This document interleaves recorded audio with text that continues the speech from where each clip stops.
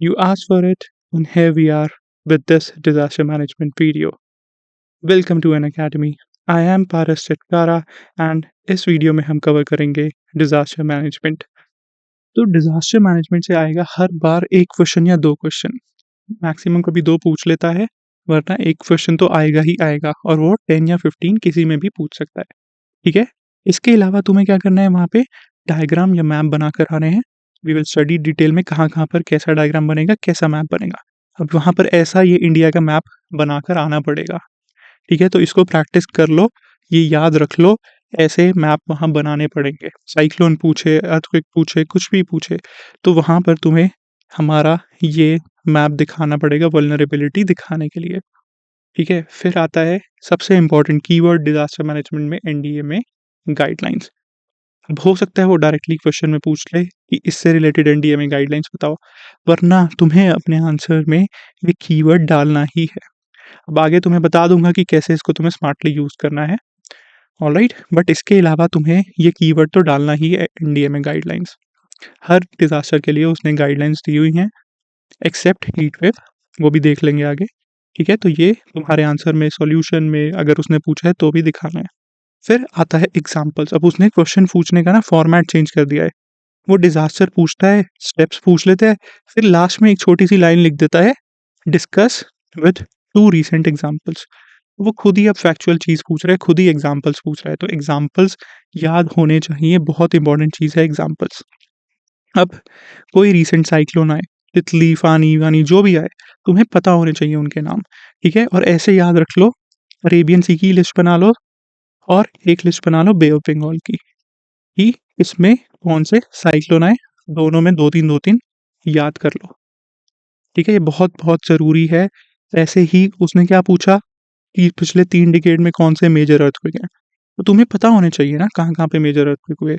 फिर cloud burst, फिर landslides. ठीक है, तो वो यूजुअली अब डायरेक्टली पूछ रहा है, नहीं भी पूछेगा तो भी हम अपने आंसर में वैल्यू एडिशन के लिए एग्जाम्पल डालकर आएंगे ही।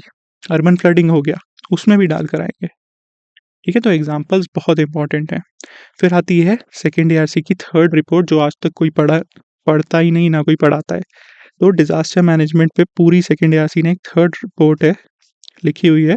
उस रिपोर्ट का नाम है crisis management from despair to hope. अब इसे स्मार्टली वहाँ आंसर में लिख देना, कभी सॉल्यूशन वगैरह की बात होगी तो उसमें। तो तुम्हारे जो जनरल स्टेप्स हैं, अर्ली वार्निंग सिस्टम, ये वो सब भी इसी ने बोले हैं। और इसके साथ इसने एक सबसे इम्पोर्टेंट चीज़ बोली है कि जो 7th शेड्यूल में हमारे डिजास्टर मैनेजमेंट मेंशन नहीं है अभी, उसको हमें ऐड करने की ज़रूरत है in concurrent list as a separate entity. बस ये याद रख लेना, उसने बोला है 7th शेड्यूल में सेपरेट एंटिटी चाहिए हमें डिजास्टर मैनेजमेंट की। ठीक है, और वहाँ इसको कोड कर देना, second ERC third report, second ERC third report. ठीक है, बस इसको, इससे ज़्यादा यूज़ नहीं होगी ये। Alright, so let's start. सबसे पहले देखते हैं क्या क्या क्वेश्चन पूछ रहा है, उसके बाद जाकर डिटेल में इनका सॉल्यूशन भी देख लेंगे जब हम कंटेंट कवर करते जाएंगे। ठीक है, वही जो हमारी जनरल अप्रोच रहती है। अब सबसे पहले क्या पूछा उसने, पिछली बार देखते हैं। पिछली बार वो पूछ रहा है dam failures are always catastrophic. ठीक है, ऑल्सो, तो उसने क्या पूछा, वही पहले पूरी कहानी सुना दी, क्या उससे इम्पैक्ट होता है, फिर उसने पूछा कॉजेज बताओ। ठीक है, उसके बाद देखो, यही चीज़ मैं बोल रहा था ना तुम्हें, दो पर्टिकुलर एग्जांपल्स दे दो लार्ज डैम फेलियर्स के, वो उसने खुद ही पूछ लिया। फिर आता है explain the mechanism and occurrence of cloud burst, क्योंकि उस टाइम पे बहुत सारे क्लाउड बर्स्ट हो रहे थे, तो ये काफ़ी ज़्यादा न्यूज़ में था, इनफैक्ट अभी भी था, तो उसने डायरेक्टली पूछ लिया। अब इस बार के लिए एक टॉपिक बहुत बहुत ज़्यादा इम्पॉर्टेंट है, जो न्यूज़ में हर महीने आया है, और वो टॉपिक है हीट वेव्स। तो इस टॉपिक को अच्छे से करना है, हीट वेव्स और अर्बन फ्लडिंग। ये टॉपिक हिट लिस्ट में है इस बार, बहुत हाई चांसेस हैं हीट वेव्स के, तो खास करके तो ये दोनों टॉपिक अच्छे से कवर होने चाहिए। ठीक है, फिर क्या पूछता है वो, क्लाउड बर्स्ट की। फिर देखो, फिर से उसने पूछा दो एग्जाम्पल, तो 22 में भी वो पूछ रहे एग्जाम्पल, फिर 23 में भी उसने दो एग्जाम्पल्स पूछे। ठीक है, इसके अलावा क्या पूछा, कोस्टल इरोजन। फिर 21 में क्या पूछा, लैंडस्लाइड्स, और कंपोनेंट्स पूछ लिए एनएल आरएमएस का, national landslide risk management strategy का। ठीक है, अभी इसका तरीका बताऊँगा, ऐसे क्वेश्चन को आंसर करने का तरीका क्या है, ट्रिक क्या है इसकी। नहीं भी आता फिर भी इसको आंसर कर सकते हैं।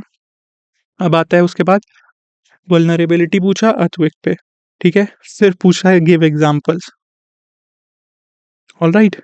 उसके बाद वही सारी चीज़ें पूछ रहा है, डिज़ास्टर मैनेजमेंट के लिए गवर्नमेंट ने क्या किया, अब हमारी पुरानी अप्रोच से अब वाली अप्रोच में क्या डिफ़रेंस है।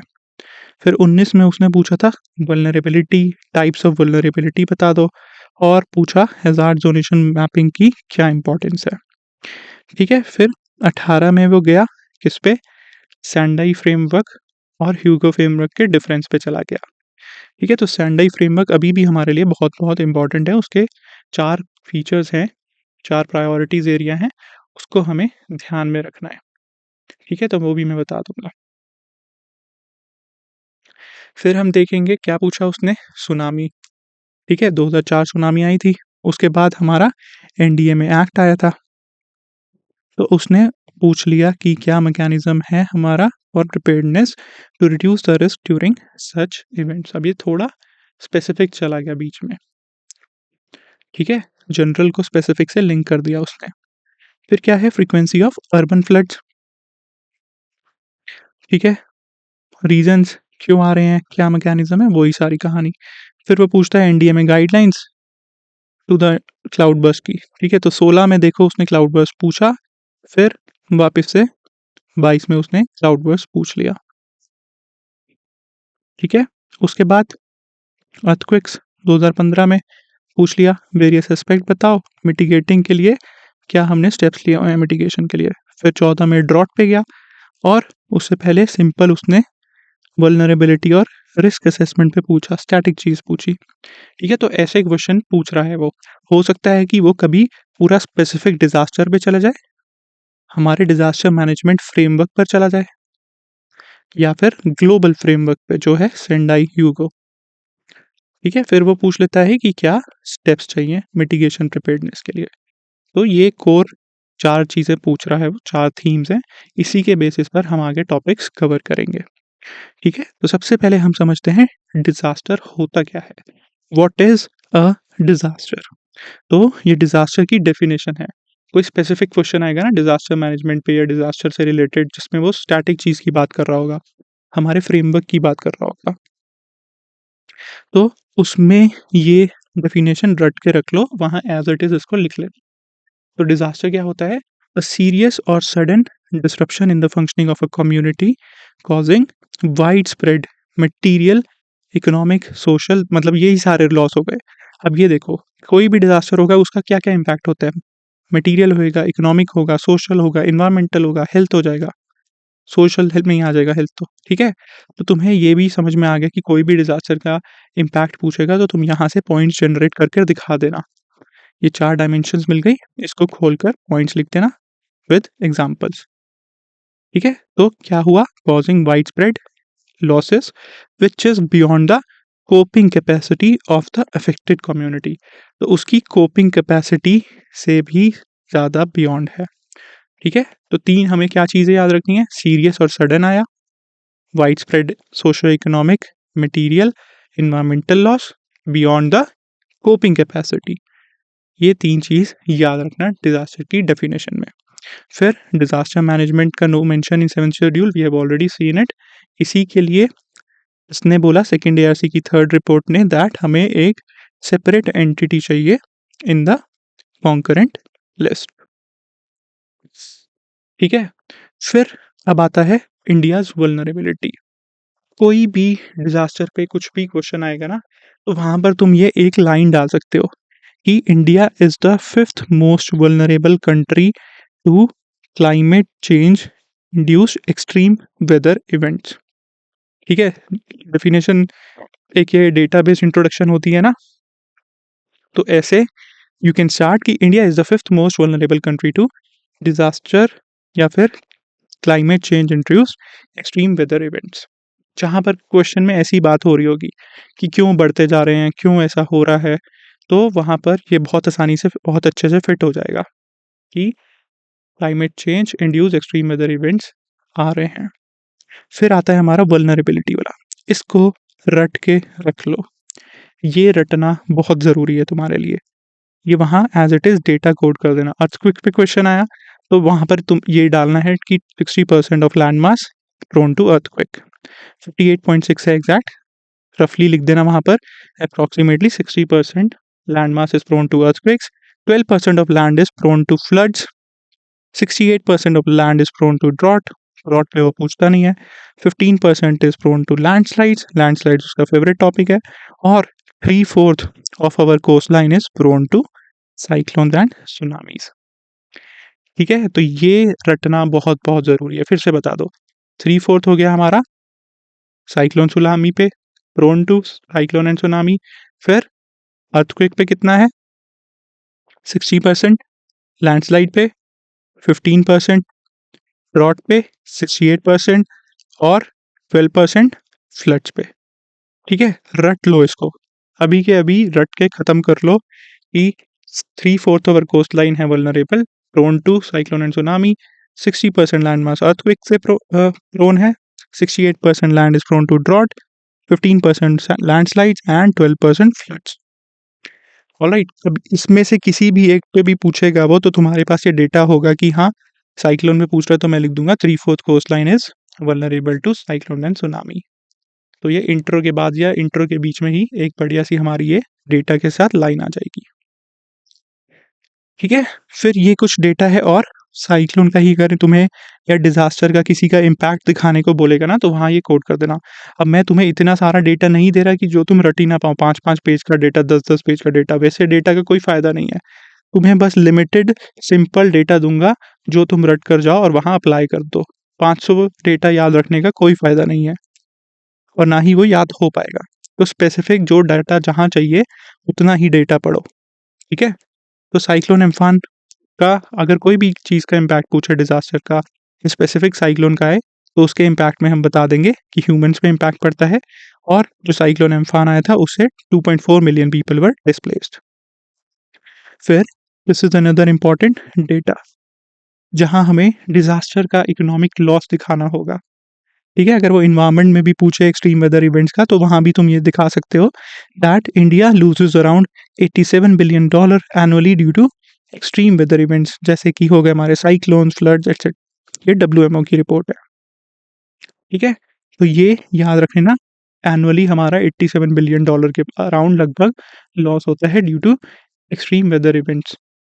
उसके बाद आती है ये तो तुम्हें वहाँ पर कोट करनी ही है हर पॉइंट। इनफैक्ट डिज़ास्टर मैनेजमेंट या एनवायरनमेंट में ये आईपीसीसी की 6th असेसमेंट रिपोर्ट डालकर आ जाना। अब यहाँ पर साइक्लोन्स की जगह मैं कुछ भी लिख सकता हूँ वहाँ पर। ठीक है? मैं वहाँ पर फ्लड्स पे आया फ्लड्स लिख सकता हूँ, अर्थक्वेक पे आया अर्थक्वेक लिख सकता हूँ, ड्रॉट सब कुछ, urban flooding, heat waves, locust attack. ठीक है? कुछ भी पूछे, कोई भी डिज़ास्टर का आए, तो तुम लिख देना कि according to IPCC 6th assessment report there is an increase in this due to climate change. ठीक है? तो ये हो गया हमारा बेसिक डेटा, जो वहाँ तुम यूज़ कर लोगे। 5th वल्नरेबल है हम, cyclone Amphan, $87 billion annual loss, और 6th असेसमेंट रिपोर्ट आईपीसीसी की हमें वहाँ दिखानी है। ठीक है? फिर आता है हमारा ये मैप। अगर इन जनरल क्वेश्चन पूछेगा ना वो कि describe India's vulnerability to various disasters, तो वहाँ तुम ऐसा इंडिया का एक वल्नरेबिलिटी मैप बना सकते हो। जो हमने ये पढ़ा है ना अभी डेटा, 70%, 60%, 3/4 कोस्ट लाइन, तो इस डायग्राम में हम वही डेटा डिपिक्ट कर रहे हैं। ठीक है? तो ऐसे तुम फिगर बनाकर भी दिखा सकते हो वल्नरेबिलिटी। अब कोई अगर इंडिविजुअल डिज़ास्टर का उसने पूछ लिया, मान लो उसने फ्लड का पूछा, अर्थक्वेक का पूछा, साइक्लोन का पूछा, तो खाली वो ही स्पेसिफिक चीज़ बनाकर दिखा देना। ठीक है? कॉमन सेंस है, इंडिया का मैप हमने वहाँ बना दिया, अब साइक्लोन की वल्नरेबिलिटी दिखानी है, साइक्लोन किधर आएगा? समुंदर के पास ही आएगा ना साइक्लोन, तो यहाँ पे गोले-गोले बनाकर दिखा दिए। 1-2 जगह अंदर बना दिए, यहाँ पता है उड़ीसा में हर साल आता है, यहाँ वेस्ट बंगाल में हर साल आता है, यहाँ गोले-गोले बनाकर दिखा दिए cyclone prone region. Simple, common sense use करो वहाँ पर। ड्रॉट कहाँ आता है? यहाँ आता है राजस्थान, महाराष्ट्र, ठीक है? तो इंटरनल यहाँ पर एमपी, तो वो सारे रीजन में बस यहाँ पर ऐसे एक बनाकर दिखा दिया ड्रॉट प्रोन रीजन। ठीक है? फिर आता है अर्थक्वेक, अर्थक्वेक तुम्हें पता है, प्लेट टेक्टोनिक्स तुमने पढ़ी है, ठीक है? तो फिर कॉमन सेंस यूज़ कर दिखा दिया, इधर, इधर, इधर, इधर आएगा, जहाँ-जहाँ हिमालयाज़ हैं, फिर इधर भी आ जाता है वेस्टर्न घाट्स में और यहाँ अरावलीज़, ठीक है? और यहाँ क्या बनती है डेल्ही रिज, सबको पता है कि यहाँ सबसे ज़्यादा चांसेस होते हैं आने के। तो वही कॉमन सेंस जो तुम्हारे पास ऑलरेडी एक्जिस्टिंग नॉलेज है, उससे इतना बढ़िया तुम मैप बना सकते हो और इसको ज़रूर बना कर आना। कोई स्पेसिफिक डिज़ास्टर का उसने पूछा, तो वहाँ पर ये मैप उसको लगाकर दिखा देना और बस नीचे फिगर डालकर लेबल ज़रूर कर देना उसको। ठीक है? तो ये तुम्हारे आंसर में मैप दिखना चाहिए वहाँ पे हमेशा। फिर ये कुछ कीवर्ड्स हैं जो तुम्हें जिनका मीनिंग पता होना चाहिए।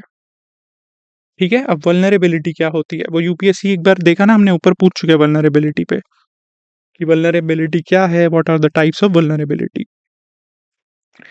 तो क्या होती है vulnerability? Vulnerability refers to the degree of susceptibility या फिर lack of capacity to withstand और cope with hazards। ठीक है? तो सिंपल है, वल्नरेबिलिटी क्या दिखा रही है? डिग्री ऑफ ससेप्टेबिलिटी, कितनी ज़्यादा ससेप्टेबल है, कितना ज़्यादा वल्नरेबल है वो, ठीक है? और lack of capacity to withstand और cope with hazards. It is an internal factor influenced by socio economic physical conditions of people and communities. अब मान लो कोई कहीं से फ्लड जाने के चांसेस हैं, पास में नदी बहती है, तो वो वल्नरेबिलिटी हो गई। उसने कच्चा घर बनाया हुआ है, अर्थक्वेक आएगा, तो क्या होगा? उसका घर गिर जाएगा, ठीक है?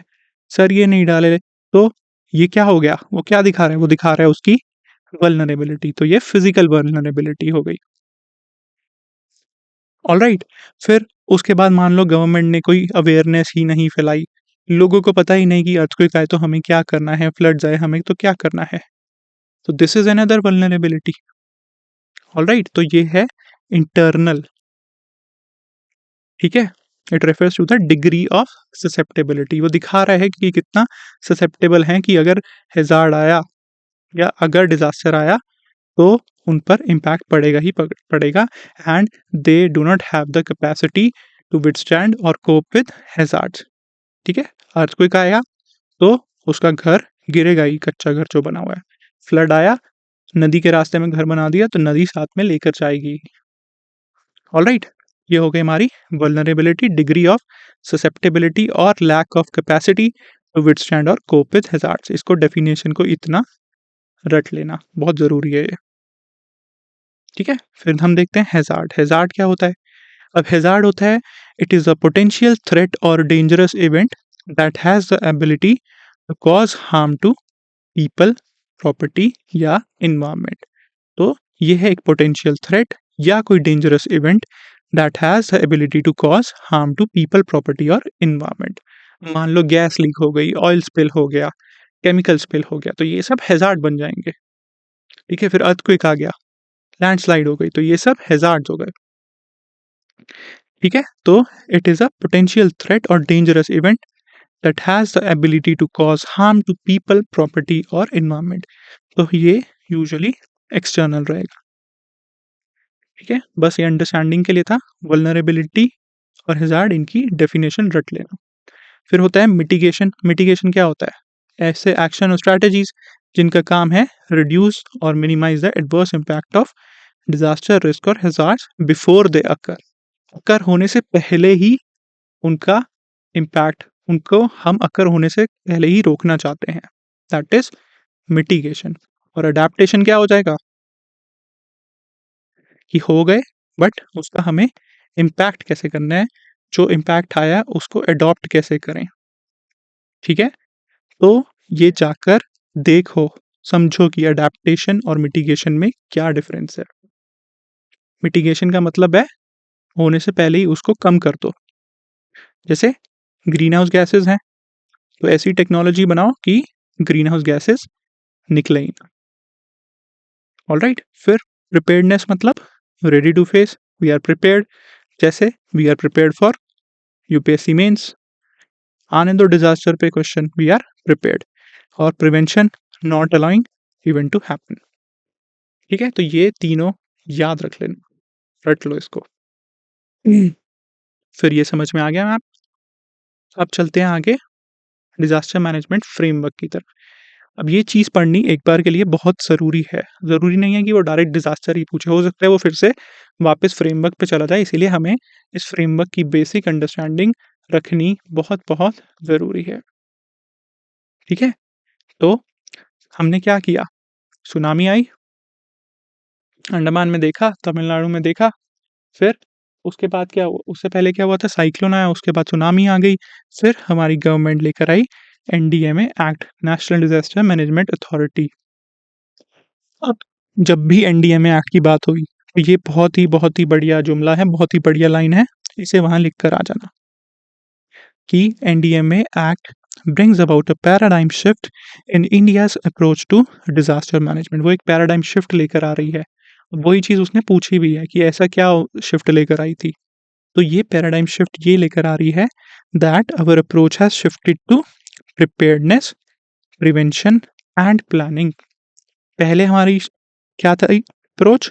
खाली response and relief centric approach रहती थी कि डिज़ास्टर आएगा तो हम जाकर मदद कर देंगे। पता ही नहीं था डिज़ास्टर हो क्या रहा है, चल क्या रहा है, अर्थक्वेक क्या होता है, मैपिंग क्या होती है, हज़ार्ड ज़ोनेशन मैपिंग क्या होती है।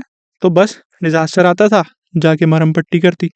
तो इसके बाद क्या हुआ? It shifted to preparedness, prevention and planning कि पहले से ही हम प्रिपेयर्ड रहें, ready to face, prevention, not allowing event to happen and planning.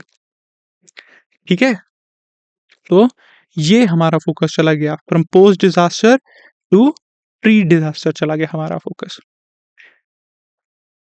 ठीक है? तो इससे तुम समझ सकते हो। तुम्हारे लिए मैंने बनाया डायग्राम, इसके थ्रू तुम समझ सकते हो। पहले क्या होता था? अकरेंस पे जाएँगे, रिस्पॉन्स रिलीफ सेंट्रिक थी। उसके उसकी जगह हमने क्या शिफ्ट कर दिया? हम प्रिपेयर करेंगे डिज़ास्टर के लिए, कैसे? Mitigation, preparedness. फिर उसके बाद हम क्या कर रहे हैं? रिड्यूस करो risk plus build back better. Alright? तो रिलीफ की जगह हम रिस्क रिडक्शन पे चले गए। ठीक है? अब उसके बाद आते हैं कुछ स्पेसिफिक फीचर्स उसके। तो एक तो हो गया हमारा डिज़ास्टर मैनेजमेंट अथॉरिटी रहेगी। कहाँ-कहाँ पर होती है? नेशनल लेवल पर, स्टेट लेवल पर, डिस्ट्रिक्ट लेवल पर। ठीक है? डीएम बनोगे, तुम्हें भी हेड करनी पड़ेगी। फिर स्टेट लेवल पर सीएम हेड करते हैं, नेशनल लेवल पर पीएम हेड करते हैं। ऑलराइट? तो उसका पर्पस क्या है? पॉलिसी बनाओ, गाइडलाइन इश्यू करो, मॉनिटर प्लान करो, अप्रूव प्लान करो, सिंपल। यही तो करना है, पॉलिसी बनानी है, देखनी है इश्यू हो रही है फॉलो या नहीं, और अप्रूव करो प्लान्स, सिंपल। फिर किसके अंडर आती है ये सारी एक्टिविटीज़ डिज़ास्टर की? ये सभी देखते हैं हमारे MHA, ministry of home affairs के अंडर। तो उसके अंडर हमने क्या इनिशिएटिव्स लिए? एक तो हमने national institute of disaster management भी बना दिया है, और एनडीआरएफ फोर्स। अभी पता है ना, कोई भी डिज़ास्टर होता है, कुछ भी होता है, हर जगह पर एनडीआरएफ जाती है। अभी जो हमारा ओआरएन में हुआ था अनफॉर्चुनेट इंसिडेंट, ठीक है? वो भी डिज़ास्टर था, वो भी अर्बन फ्लडिंग की वजह से ही हुआ। तो वहाँ भी देखा था ना हमने, एनडीआरएफ आई। 2 आई 6 घंटे बाद, और 50 घंटे उसने ठीक करने में लगा दिए। ठीक है? तो NDRF is also under MHA. फिर रहता है एक हमारा सीएमजी, क्राइसिस मैनेजमेंट ग्रुप। अब ये क्या करती है? ये एपेक्स डिसीजन मेकिंग बॉडी होती है। वही फील्ड पे क्या ऑपरेशन करना है, कोऑर्डिनेशन करना है, और किस-किस को डिप्लॉय करना है। तो ये क्राइसिस मैनेजमेंट एक ग्रुप बन जाता है। तो तुम्हें बस याद रखना है, डिज़ास्टर मैनेजमेंट अथॉरिटी होगी, एमएचए के अंडर एनआईडीएम बनाया, एनडीआरएफ बनाई, और एक सीएमजी, क्राइसिस मैनेजमेंट ग्रुप। अगर उसने कभी पूछ लिया ना कि एनडीएमए का स्ट्रक्चर बताओ, तो एक्ट का पर्पस बताओ, स्ट्रक्चर बताओ, तो वहाँ ये 4 चीज़ें लिख कर आ जाना।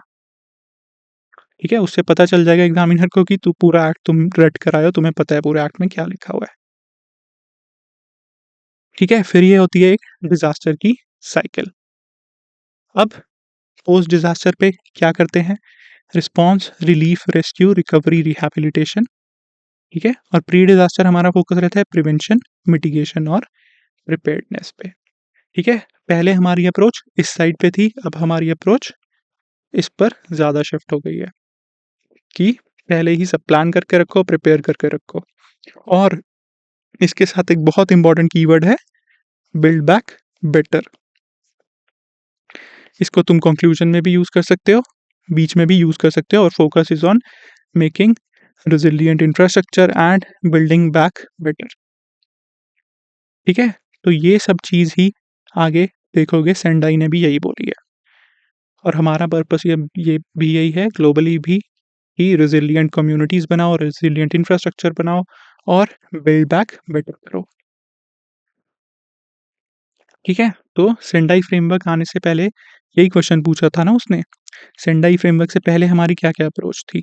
तो क्या अप्रोच थी? हम तो डिज़ास्टर मैनेजमेंट एक्ट लेकर आए थे, नेशनल पॉलिसी बनी थी एक डिज़ास्टर मैनेजमेंट पे, और हम ह्यूगो फ्रेमवर्क फॉलो कर रहे थे। तो सेंडाई का टाइम पीरियड है 2015 से 2030। इससे पहले क्या चलता था? इससे पहले चलता था ह्यूगो फ्रेमवर्क। ठीक है, सेंडाई कहाँ पर है? Sendai is a city in Japan. ठीक है, तो India aligned with the Hugo framework aiming to build resilience in community by focusing on risk reduction and preparedness. अभी आगे दोनों का हम डिटेल में भी देख लेंगे क्या डिफरेंस था। तो फोकस था हमारा रिडक्शन एंड प्रिपेयर्डनेस पे। ठीक है, जब से सेंडाई फ्रेमवर्क आ गया तब क्या किया, नेशनल डिजास्टर मैनेजमेंट प्लान लेकर आए हम 2019 में, उसको रिवाइज किया और अलाइन किया हमने सेंडाई की प्रायोरिटीज के साथ। होलिस्टिक अप्रोच आ गई है डिजास्टर रिस्क रिडक्शन की। अब ये सारे कीवर्ड वहाँ आंसर में डालकर आना, build back better, DRR, disaster risk reduction. कोई भी क्वेश्चन आए, कोई भी डिजास्टर पे चीज़ आए, वहाँ तुम कंक्लूजन से पहले सॉल्यूशन में डाल दो, डिजास्टर रेजिलिएंट इंफ्रास्ट्रक्चर बनाओ, focus on disaster risk reduction, build back better. ठीक है, ये सारे कीवर्ड ज़रूर दिखाना वहाँ पर। फिर रिस्क आइडेंटिफिकेशन, रेजिलिएंट इंफ्रास्ट्रक्चर। ठीक है, और पीएम ने दिया हमारा 10 point agenda for disaster risk reduction. यही था उसका, फाइनेंसिंग करना, इंटीग्रेट करना। फिर आई हमारी एनसीआरएमपी, वो अभी भी चल रही है, साइक्लोन वाले में हम पढ़ लेंगे, और कम्युनिटी रेजिलियंस। अब इसके बाद हमें एक और चीज़ पढ़ने की ज़रूरत है, हैज़ार्ड ज़ोनेशन मैपिंग। वो भी उसने पूछ लिया, हैज़ार्ड ज़ोनेशन मैपिंग क्या होती है? तो बस ये एक बेसिक अंडरस्टैंडिंग के लिए है। इफ़ यू आर राइटिंग 2024 का मीन्स, तो खाली ये डेफिनेशन देख लेना, ज़्यादा डिटेल में जाने की इसकी ज़रूरत नहीं है, कॉमन अंडरस्टैंडिंग ही है। हैज़ार्ड ज़ोनेशन मैपिंग क्या करेगी? सोचो, hazard zonation mapping hazard identify करेगी, रिस्क ढूँढेगी और उसको ज़ोन वाइज़ मैप कर देगी। बस यही तो सिंपल चीज़ है। यही तो करना है वहाँ पे। हैज़ार्ड ढूँढा, ज़ोनेशन ज़ोन आइडेंटिफ़ाई किए और उन्हें मैप कर दिया। This is the simple hazard zonation mapping. यही लिखा हुआ है ना, देखो, अंदर भी यही लिखा हुआ है। क्या है? It is the process of identifying and classifying areas based upon their susceptibility to different types of hazards such as earthquakes, floods, landslides. The goal is to understand spatial variations in risk and management strategies to mitigate potential impact. अब इसको सीधी भाषा में, simple भाषा में समझो। क्या कर रहे हैं? आइडेंटिफाई कर रहे हैं हैज़ार्ड, देख रहे हैं कौन कौन से एरियाज वल्नरेबल हैं, वल्नरेबिलिटी असेसमेंट कर रहे हैं, रिस्क असेसमेंट कर रहे हैं। उसके बेसिस पर उनको एरियाज को आइडेंटिफाई करेंगे और वहाँ पर मैप बना देंगे कि ये वाले एरियाज में इतना ज़्यादा रिस्क है, ये एरिया ज़्यादा वल्नरेबल हैं, एंड फिर स्ट्रैटेजी बनाएंगे कि कल को कुछ हुआ तो कैसे हमें पोटेंशियल इम्पैक्ट कम करना है। ये सिंपल इसकी एसेंस है। ठीक है, तो क्या एलिमेंट्स हो गए? हैज़ार्ड आइडेंटिफाई किया, उसके लिए हमें क्या चाहिए? डेटा। सैटेलाइट ले लो या पुराना डेटा देख लो। फिर रिस्क असेसमेंट करो, देखो frequency potential of various hazards की क्या है, वल्नरेबिलिटी असेसमेंट। ये कीवर्ड्स हैं। कोई भी डिजास्टर के लिए पूछे, लैंडस्लाइड, अर्थक्वेक की हमें क्या करने की ज़रूरत है, तो वहाँ पर ये कीवर्ड्स ज़रूर डालना। वल्नरेबिलिटी असेसमेंट करो, ज़ोनेशन मैपिंग करो, फ्लड ज़ोनेशन मैपिंग। ठीक है, सब में ये कीवर्ड्स लगेंगे। मैं अभी भी बहुत बहुत इंपॉर्टेंट बोल रहा हूँ, मैं लास्ट में तुम्हें कीवर्ड्स एक क्लब कर कर बता देता हूँ जो वहाँ यूज़ करने ही है। अभी से तुम खुद भी लिस्ट बनाओ। तो ये तो डालना ही है, वल्नरेबिलिटी असेसमेंट। फिर मैपिंग करेंगे। क्या करते हैं? GIS, satellite etcetera. अब तो ड्रोन्स भी यूज़ कर रहे हैं, तो वो भी लिख देना कि ड्रोन्स टेक्नोलॉजी भी यूज़ कर रहे हैं। फिर जोन में डिवाइड कर दिया। ठीक है, जो हमने पीछे मैप देखा, तो कुछ हाई रिस्क एक्सेट्रा एक्सेट्रा, तो जोनेशन भी हो गया। फिर क्या आता है? प्लानिंग। प्लानिंग क्या किया? अब जो हमारे पास डेटा बन गया उसको हम यूज़ कर रहे हैं प्लानिंग के लिए, ताकि कल को कोई डिज़ास्टर आए तो उसका हम इम्पैक्ट कम कर पाएँ और अभी से ही हम स्ट्रैटेजीज़ बना लें to mitigate potential impacts. Simple चीज़ है। समझ गए? बस यही इसकी एसेंस है। होपफुली वो इस पे पूछेगा नहीं, बस हमें इसकी एसेंस पता होनी चाहिए। ये कीवर्ड्स हमें अपने आंसर्स में यूज़ करने हैं कि वल्नरेबिलिटी असेसमेंट करो, फ्लड ज़ोनेशन मैपिंग करो, हैज़ार्ड ज़ोनेशन मैपिंग करो, ठीक है? फिर उसको इंटीग्रेट करो इनटू प्लानिंग। तो ये 2-3 कीवर्ड्स यूज़ करोगे तो 2 पॉइंट्स तो तुम्हारे वहाँ फ्री में ऐसे ही बन जाएँगे। और ये पूरे डिज़ास्टर की लैंग्वेज वाले कीवर्ड्स हैं, डीएम वाले। फिर आता है हमारा सेंडाई फ्रेमवर्क। अब सेंडाई फ्रेमवर्क में क्या बात हुई है? सबसे पहले तो जापान सेंडाई, ठीक है? ये हमारे लिए ज़्यादा इम्पोर्टेंट नहीं है। ये हो सकता है प्रीलिम्स में कभी पूछ ले तो पूछ ले, मेंस में नहीं पूछेगा। हमारे लिए इसका इम्पोर्टेंट है ये ऑब्जेक्टिव और सबसे ज़्यादा इम्पोर्टेंट है ये 4 उसके प्रायोरिटी एरियाज़। अब ऑब्जेक्टिव क्या है उसका? Objective is to reduce the disaster risk and losses in lives, livelihoods and health. वही सोशियो इकोनॉमिक पॉलिट वाला जो हमने पीछे पढ़ा था कहानी, एनवायरनमेंट एटसेट्रा, ठीक है? तो बस ये कॉमन एसेंस है, कॉमन सेंस है वैसे ये तो। प्रायोरिटीज़ क्या हैं ये याद रख लो। 4 प्रायोरिटीज़ हैं। Understanding the disaster risk, risk awareness and assessment, फिर strengthening disaster governance, enhancing disaster risk reduction institutions and policies, investing in disaster risk reduction. हम फोकस करेंगे इंफ्रास्ट्रक्चर कम्युनिटी रेजिलियंस पे, बिल्डिंग डिज़ास्टर रेजिलियंस इंफ्रास्ट्रक्चर। अब इससे तुम्हें कुछ याद आया डीआरआई से? अगर इसके आगे मैं एक सी लगा दूं तो ये क्या बन जाएगा? बन जाएगा ना? तो ये यही बन जाएगा CDRI, ठीक है? Coalition for disaster resilient infrastructure. फिर क्या फोकस है इसका? Enhancing disaster preparedness, emphasis on effective response and build back better. This is again a keyword in recovery, rehabilitation and reconstruction. तो इसके जो 4 फोकस एरिया हैं इनको याद कर लो। अगर उसने इन जनरल भी कोई भी स्ट्रैटेजी पूछी ना तो इन 4 में से 1-2 पॉइंट्स अपने नाम से लिख देना वहाँ पर कि ये करने की ज़रूरत है, ठीक है? अपने नाम से लिख दो। अपनी मर्ज़ी से ही ये पॉइंट्स डालकर लिख देना। फोकस क्या करना है हमें? वो पूछे कि फ्लड ज़्यादा आ रहे हैं, अर्थक्वेक ज़्यादा आ रहे हैं इंडिया में, सुनामी ज़्यादा आ रही है, साइक्लोन ज़्यादा आ रहे हैं, तो हमें क्या करना चाहिए? तो बोल दो हमें सबसे पहले डिज़ास्टर रिस्क समझना है, फिर गवर्नेंस सुधारनी है, इन्वेस्ट करना है और focus upon preparedness, build back better. Simple चीज़, ठीक है? तो वही रिस्क असेसमेंट किया हमने, वही कीवर्ड आ रहे हैं पीछे वाले से, समझ गए? रिस्क असेसमेंट हुआ, डिज़ास्टर गवर्नेंस स्ट्रेंथन हुई, डिज़ास्टर रिस्क रिडक्शन में हमने इन्वेस्ट किया, we focused upon building resilient infrastructure। उसके बाद build back better, recovery, rehab and reconstruction, disaster preparedness enhance करी, ठीक है? इसको समझने का, याद करने का तरीका है इस साइकिल के थ्रू देखकर समझ लेना, ठीक है? तो ये हो गए उसकी 4 प्रायोरिटीज। उसके बाद क्या है? इसका डिफरेंस क्या है? अब यही पूछा था ना उसने, सेंडाई और इसमें क्या फ़र्क है ह्यूगो में? तो it is much broader then Hugo framework. ये नेचुरल भी कवर कर रहा है और मैन मेड हैज़ार्ड्स भी। और इसका फोकस किस पर है? रेजिलियंस पे। Building resilient infrastructure, integrating disaster risk reduction into sustainable development strategies और एक पीपल सेंट्रिक अप्रोच है। अब वो पूछ चुका है डायरेक्ट तो इस बार फिर से नहीं पूछेगा, ठीक है? तो ये देख लेना, समझ गए हम। अब उसके बाद क्या आता है? एक CDRI, इंडिया ने ही लॉन्च किया था, तो इसको हो सकता है वो पूछ ले कि 2019 में जो हमने CDRI लॉन्च किया था ज़रा उसके बारे में बता दो कुछ। हो सकता है वो पूछ ले, बड़ी बात नहीं है, ठीक है? तो उसका क्या पर्पस था? किस टाइम पे किया था? G20 के टाइम पे किया था ना, ठीक है? तो उसका क्या पर्पस था? To promote the resilience of infrastructure systems to climate change, natural disaster etcetera etcetera. फिर ग्लोबल पार्टनरशिप है, पर्पस यही है, स्ट्रेंथन रेजिलियंस, वल्नरेबिलिटी कम करो, ग्लोबल कॉपरेशन लेकर आओ और सस्टेनेबल इंफ्रास्ट्रक्चर डेवलपमेंट पे फोकस करो। अब आ रही से तो तुम्हें खुद ही पता चल रहा है क्या ही होगा। कॉमन सेंस से अगर लिखना हो, तुम्हें नहीं भी पता तो कैसे आंसर लिखोगे? रेजिलिएंट इंफ्रास्ट्रक्चर की बात करेगा, फिर कोलिशन है तो ग्लोबल कोऑपरेशन की बात करेगा। सिंपल चीज़। तो रेजिलियंस बढ़ाओ, global cooperation, sustainable infrastructure development पे फोकस करो। बस ये 3 हमारे की गोल्स आ गए इसके। इसके अलावा कोई पॉइंट्स लिखने होंगे तो यहाँ से पॉइंट उठाकर लिख देना। Build back better, aligned with Sendai framework, ठीक है? तो यही सारे हमारे सस्टेनेबल डेवलपमेंट, वही सारी कहानी बन जाएगी, उसी से we can write very good answer, और वो सही भी होगा आंसर।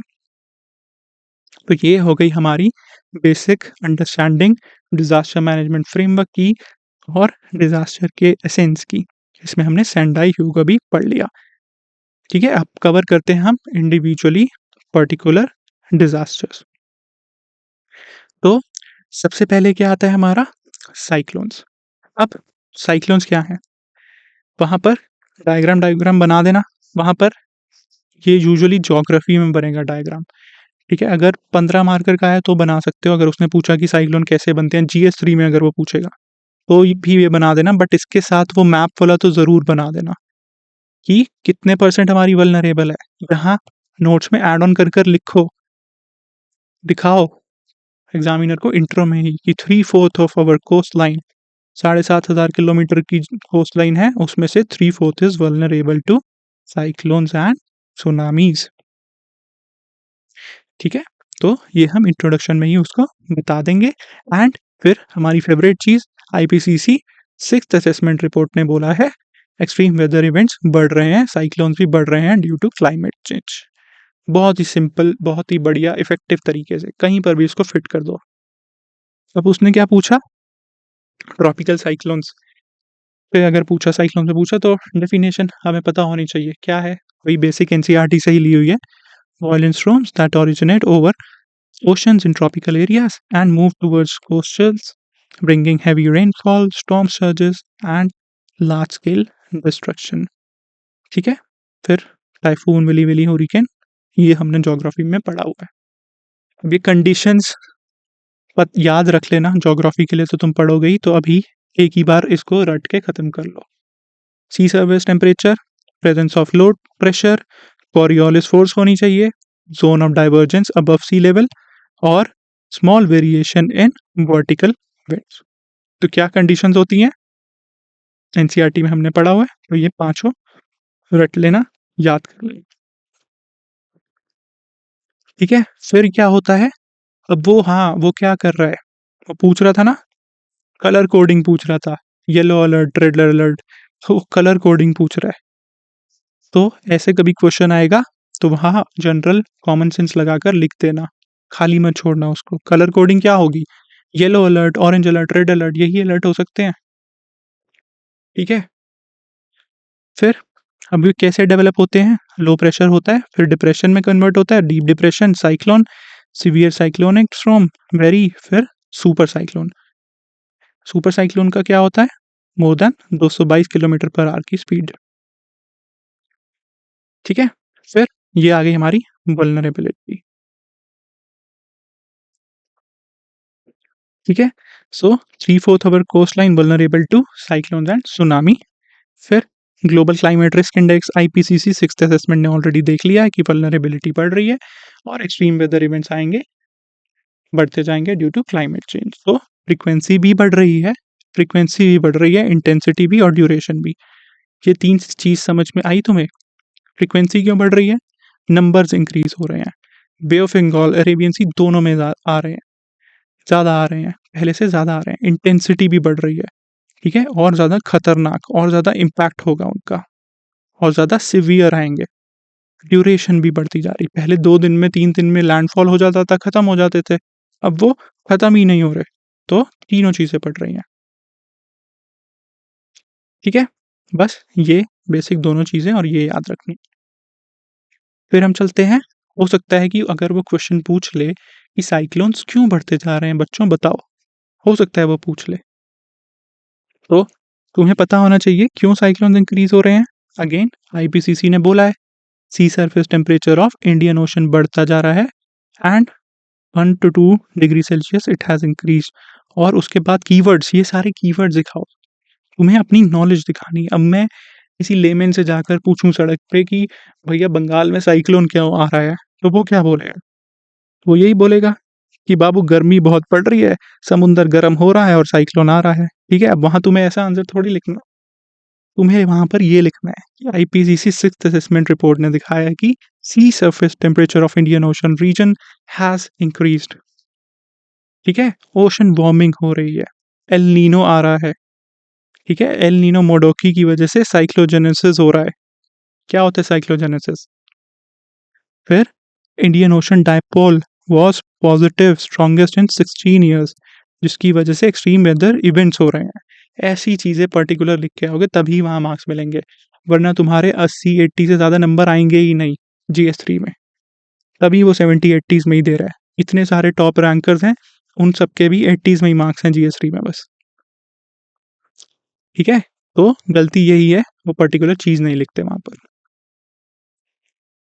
उसके बाद क्या है? वो पूछ सकता है कि अरेबियन सी में क्यों इंक्रीज हो रहे हैं। हाँ, तो this becomes another important theme.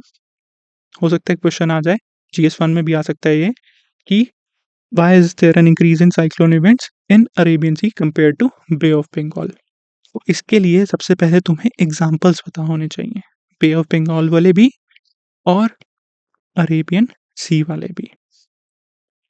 ठीक है? तो ये मैंने अपने टाइम पे कुछ लिस्ट में बनाकर रखे हुए थे, क्योंकि अब ये तुम्हारा टाइम चल रहा है, तो तुम्हें खुद जाकर 2-3 नाम ढूँढने हैं तभी याद रहेंगे। अगर मैं यहाँ पर लिख कर दे दूँगा तो याद नहीं रह पाएँगे। खुद ढूँढो, खुद जाकर देखो, विकिपीडिया पे मिल जाएँगे, गूगल सर्च करोगे तभी मिल जाएँगे। 2 मिनट का ये एफर्ट करो ताकि वो हमेशा के लिए याद रह जाए। ठीक है? अब क्या है, इंक्रीज़ क्यों हो रहा है? देख लेते हैं। पहले तो 50% से भी ज़्यादा इंक्रीज़ हुआ है इन 20 ईयर्स, दिस इज़ आईआईटीएम की स्टडी। फिर 80% इन इंक्रीज़ इन ड्यूरेशन। और क्या हो रहा है, अरेबियन सी वार्म पूल हो गया है, 28 degree Celsius, earlier was cooler. फिर मॉइस्चर अवेलेबिलिटी बढ़ती जा रही है। तो अगर तुम्हें वहाँ नहीं भी पता ना क्यों हो रहा है, तो सोचो, क्या सोचोगे कि साइक्लोन की कंडीशंस क्या हैं। अगर वो फेवरेबल कंडीशंस हो रही हैं तभी तो साइक्लोन बन रहे हैं, तभी तो साइक्लोजेनेसिस हो रहा है। तो उसको बस लिंक कर कर बता दो कि हाँ, एल नीनो आ रहा है, सी सरफेस टेम्परेचर बढ़ रहा है, ओशन वार्मिंग हो रही है, इसकी वजह से क्या हुआ, सी सरफेस टेम्परेचर इससे ज़्यादा हो गया, लो प्रेशर कंडीशंस डेवलप हो रही हैं वहाँ पर। ठीक है? कोरियोलिस फोर्स तो है ही ऑलरेडी, और इंक्रीज इन मॉइस्चर, मॉइस्चर चाहिए साइक्लोन को। तो ऐसे अपना दिमाग लगाकर कॉमन सेंस से जो नहीं आता उसका भी तुम आंसर लिख के आ सकते हो। कुछ भी छोड़ना नहीं है वहाँ पे, हर क्वेश्चन का आंसर लिख कर आना है। ठीक है? फिर मेजर्स क्या लिए हैं? ये मेजर्स बहुत-बहुत इम्पोर्टेंट हैं, ये तुम्हें याद रखने की ज़रूरत है।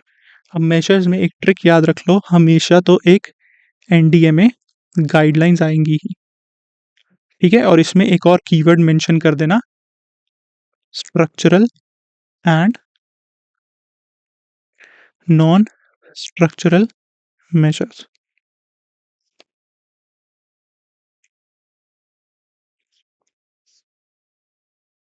ठीक है? तो ये हमेशा मेंशन करना। 2-3 पॉइंट्स अपने लिखे, 1-2 पॉइंट्स लिखे और ब्रैकेट में लिख दिया एनडीएमए गाइडलाइंस, या फिर अलग से एक पॉइंट बना दिया, following NDMA guidelines like this 1-2 चीज़ें लिख दी उसके साथ। तो ये वाला फॉर्मेट अच्छा है, ऐसे लिख देना, फॉलोइंग एनडीएमए गाइडलाइंस करो। ठीक है? फिर structural and non structural measures, ये एनडीएमए गाइडलाइंस में ही कीवर्ड दिया हुआ है, structural and non structural measures. तो इसको हमेशा लिख देना, किसी भी डिज़ास्टर में आएगा तो लिख देना। ठीक है? फिर ब्रैकेट में लिख देना एज़ पर एनडीएमए। ठीक है? तो ये वहाँ पर लिख कर दिखाना है। तो सबसे पहले क्या किया है? NCRMP, national cyclone risk mitigation project. इसको तुम्हें वहाँ साइक्लोन में लिख कर आना ही है। ठीक है? अब इसके क्या-क्या फीचर्स हो सकते हैं वो खुद बैठकर सोचो। कॉमन सेंस से तुम इसके फीचर्स बता सकते हो। मिटिगेशन करनी है तो क्या करेंगे? Early warning, community awareness, measures कुछ लेने होंगे, क्या मेजर्स लेंगे? बंकर-बुंकर बनाएँगे, स्ट्रक्चरल, नॉन स्ट्रक्चरल मेजर्स लेंगे। ठीक है? वही सारी चीज़ें इसमें आ जाएँगी। फिर क्या है? ओडिशा का एग्ज़ाम्पल डाल देना। ये उड़ीसा में पहले जब इनिशियली साइक्लोन आया था 1990s में, तब बहुत ज़्यादा लॉस ऑफ लाइव्स हुई थी। बट उसके बाद से उन्होंने इतना अच्छा अपना सिस्टम कर लिया अर्ली वार्निंग सिस्टम की हेल्प से कि अब बहुत कम होती है। इनफैक्ट 1-2 भी नहीं होती। ठीक है? फिर बायोशील्ड्स, ये कीवर्ड्स है, ये डालने पड़ेंगे यहाँ। शेल्टर बेल्ट्स, मैंग्रोव्स, ठीक है? फिर ऑल वेदर रोड्स बनाओ, aircraft probing of cyclones, technology use करो। एक पॉइंट तो तुम्हारा यही बन जाएगा कहीं पर भी, यूजिंग टेक्नोलॉजी। कौन-कौन सी टेक्नोलॉजी यूज़ कर सकते हो? जैसे कि रडार्स यूज़ करते हैं, डोपलर वेदर रडार्स, ये याद रख लेना बस, ये फ्लड्स में भी यूज़ होंगे हमारे। डोपलर वेदर रडार्स, ये तुमने उसको दिखा दिया वहाँ पर डोपलर रडार, वो ऐसे ही खुश हो जाएगा देखकर कि हाँ, इसको डोपलर इफ़ेक्ट भी आता है। ठीक है? तो कहाँ, कैसे यूज़ होंगे ये? फ्लड में, साइक्लोन्स में, वेदर में यूजुअली यूज़ होते हैं। तो लिख देना रडार यूजिंग टेक्नोलॉजी में, सैटेलाइट, जीआईएस, रडार्स, ड्रोन्स, सब कुछ यूज़ कर लो। फिर एयरक्राफ्ट प्रोबिंग ऑफ साइक्लोन्स, फिर सीआरज़ेड नॉर्म्स फॉलो करो, ब्रेक वाटर्स बनाओ, सी वॉल्स या डाइक्स बनाओ। ठीक है? तो स्ट्रक्चरल मेजर्स क्या होंगे? जिसमें हमें स्ट्रक्चर बनाना पड़ेगा सिंपल, सड़क खोदनी पड़ेगी, ब्रिज बनाना पड़ेगा, बायो वॉल्स बनानी पड़ेगी, बायो शील्ड्स बनानी पड़ेगी। और non structural measures, policy, awareness, etcetera, etcetera. जिसमें ज्ञान देना होगा वो नॉन स्ट्रक्चरल वाले, कॉमन सेंस है ये। ठीक है? तो ये बहुत इंपॉर्टेंट है, एनसीआरएमपी, उड़ीसा बायोशील्ड शेल्टर बेल्ट्स, ये वहाँ डालना ही है। एनसीआरएमपी के बिना साइक्लोन वाला आंसर इनकम्प्लीट है। ठीक है? समझ गए साइक्लोन? अब चलते हैं अपने नेक्स्ट टॉपिक पे। नेक्स्ट टॉपिक क्या है हमारा? लैंडस्लाइड्स। अब लैंडस्लाइड की डेफिनेशन याद कर लेना। Rapid movement of mass of rock, debris और earth down the slope under the influence of gravity. ठीक है? ये भी एनसीईआरटी से ही ली हुई है मैंने। ठीक है? तो हो गई क्या? Rapid movement of rock, debris और earth down the slope under the influence of gravity. अब ये एग्जैक्ट स्टेट्स और यूटी का नंबर मत डालना, ये हो सकता है कि ऑल्टर हो गया हो, गलत हो गया। बट ये याद रख लेना कि 12% of Indian land mass is vulnerable to landslides. ठीक है? साइक्लोन्स में कितना था? बार-बार मैं पूछूंगा अब तुमसे। 3/4 ऑफ कोस्ट लाइन। ठीक है? अब सबसे रीसेंट एक लैंडस्लाइड कहाँ आई थी? वायनाड में, केरला में। ठीक है? एग्जैक्ट हमारे मेंस अभी है सितंबर में, और वो कब आई है? अभी पीछे ही आई है। तो ये एग्जाम्पल वहां पर कोड करके आ जाना अगर लैंडस्लाइड पे क्वेश्चन आएगा तो। वायनाड, केरला। उसके अलावा हिमाचल, उत्तराखंड, ये तो हॉटस्पॉट्स हैं ही। फिर नॉर्थ ईस्ट में काफ़ी जगह, स्पेसिफिकली सिक्किम। ठीक है? तो ये याद रखना। उसके अलावा लैंडस्लाइड पे अगर क्वेश्चन दिखा तो ये मैप मुझे वहाँ पर चाहिए तुम्हारे आंसर में, और नीचे ये लिख देना कि 4.2 lakh kilometre square kilometre is vulnerable. National landslide susceptibility mapping, एक बार देख लेना एनएलएसएम की फुल फॉर्म क्या है। ठीक है? फिर क्या है, कुछ डेटा देख लेते हैं।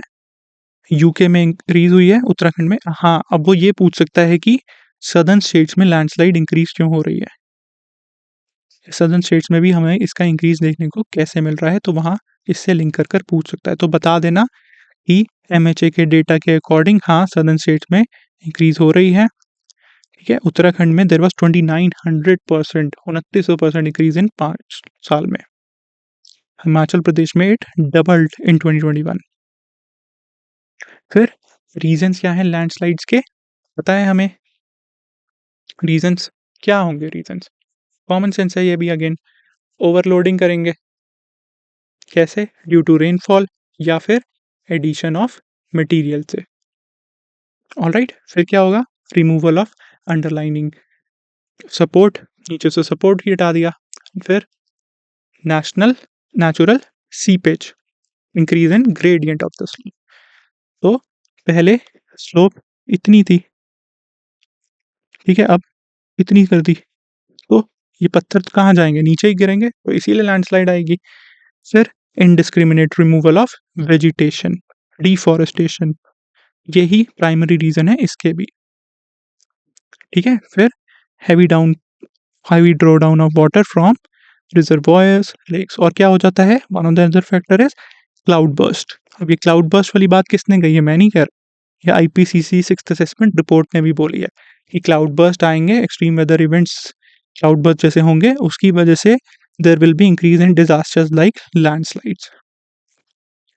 ठीक है, तो ये वो रिपोर्ट भी बोल रही है, तुम्हें भी कॉमन सेंस से पता है, और इसके आगे तुम हमेशा लिख कर आओगे आईपीसीसी सिक्स्थ असेसमेंट रिपोर्ट। फिर removal of material slash load from the slope, जो एग्जिस्टिंग पड़ा है वो हटा दिया तो सब डिसरप्ट हो जाएगा।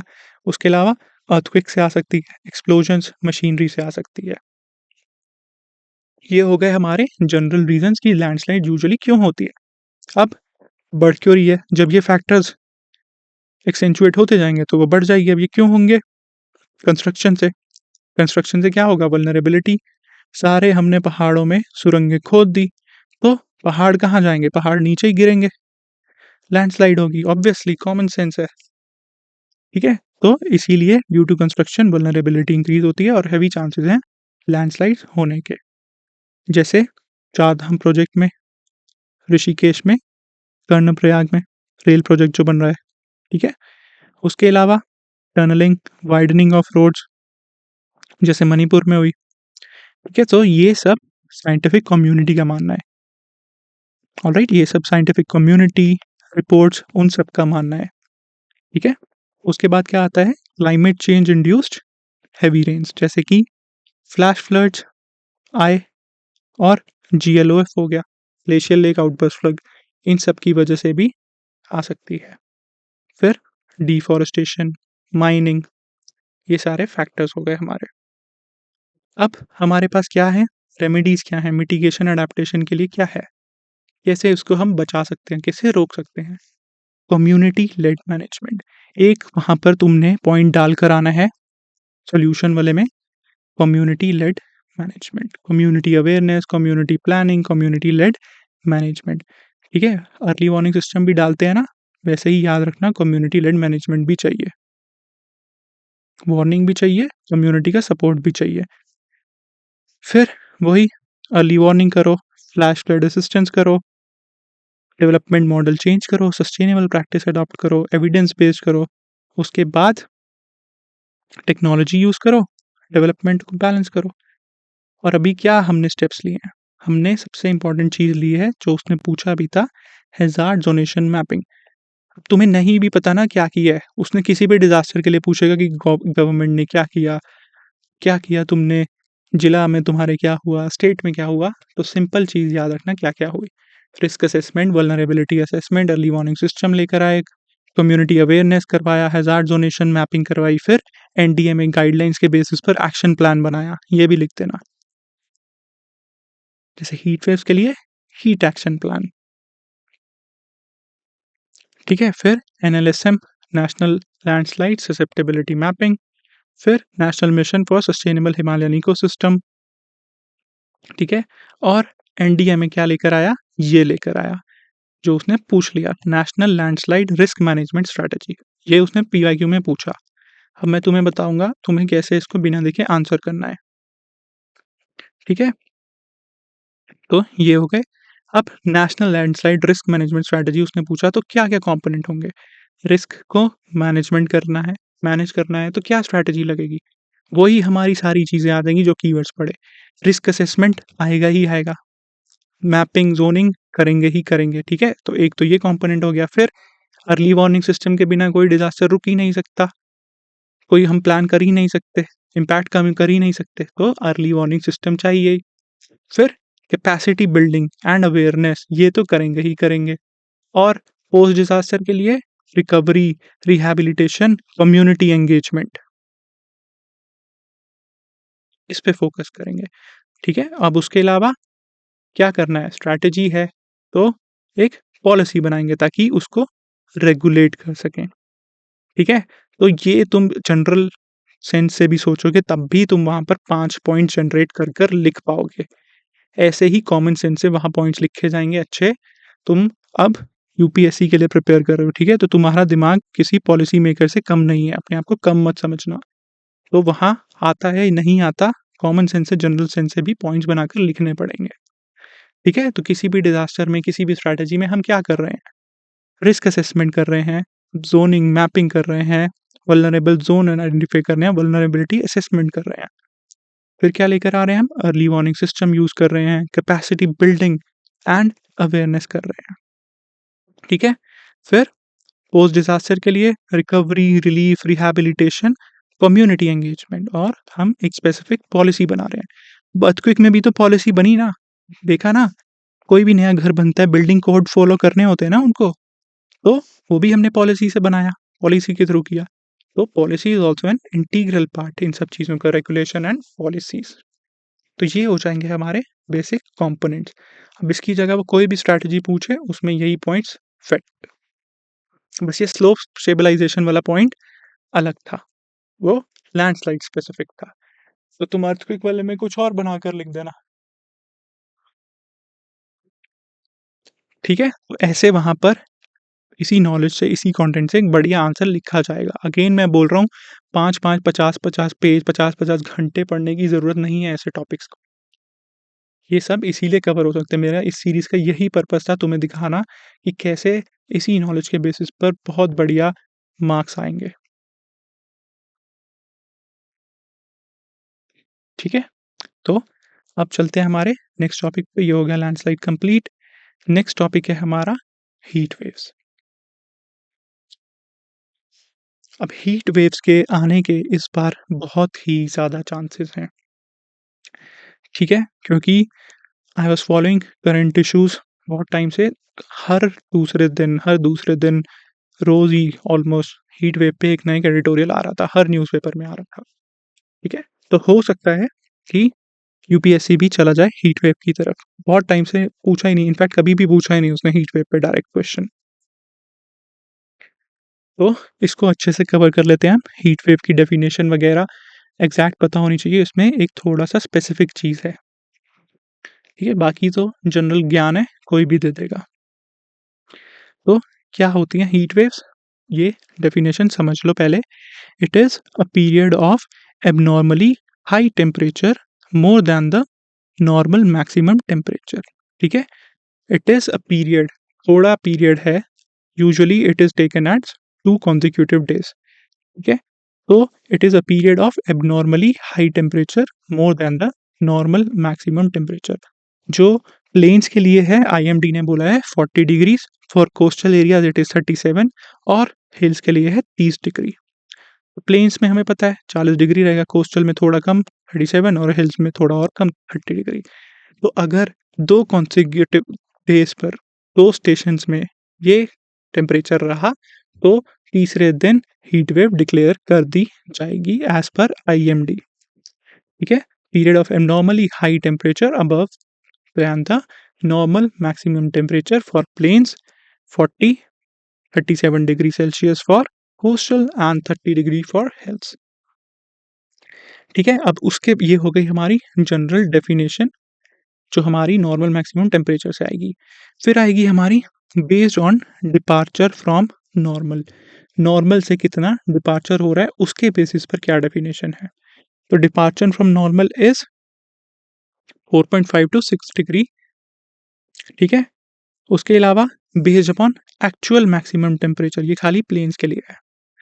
तो एक्चुअल मैक्सिमम टेम्परेचर अगर 45 डिग्री से ज़्यादा चला गया, 45 या 45 डिग्री से ज़्यादा, तो भी हीट वेव डिक्लेयर कर दी जाएगी, ठीक है? तो सिंपल याद कर लो, क्या है heat wave? Abnormally high temperature more than normal maximum temperature 40, 37, 30 for 2 consecutive days, ठीक है? इसके अलावा डेटा देख लेते हैं आप। ये इंट्रो में तुम डेटा-वेटा यूज़ कर लेना। क्या है डेटा? एक तो आईपीसीसी ने बोला है हीट वेव बढ़ रही हैं, उसने तो बोला है कि सब कुछ ही बढ़ रहा है। तो हमें भी बोलना चाहिए वहाँ पर कि सब कुछ बढ़ रहा है। तो इसीलिए एक ही क्वेश्चन आएगा डिज़ास्टर का, उसमें हम लिख देंगे आईपीसीसी की रिपोर्ट, सिंपल। तो मार्च और जून के बीच में उसने क्या बोला है, India experience record breaking temperature, 37 cities surpass 45 degree Celsius. ठीक है, तो एक ये डेटा याद रख लेना, ये रिसेंट है, मार्च से जून के बीच में। उसके अलावा there are around 1000 deaths, there are around 100 deaths every year between 2008 to 2009. Wait a second. I think ये होगा 1000. So let me see it once.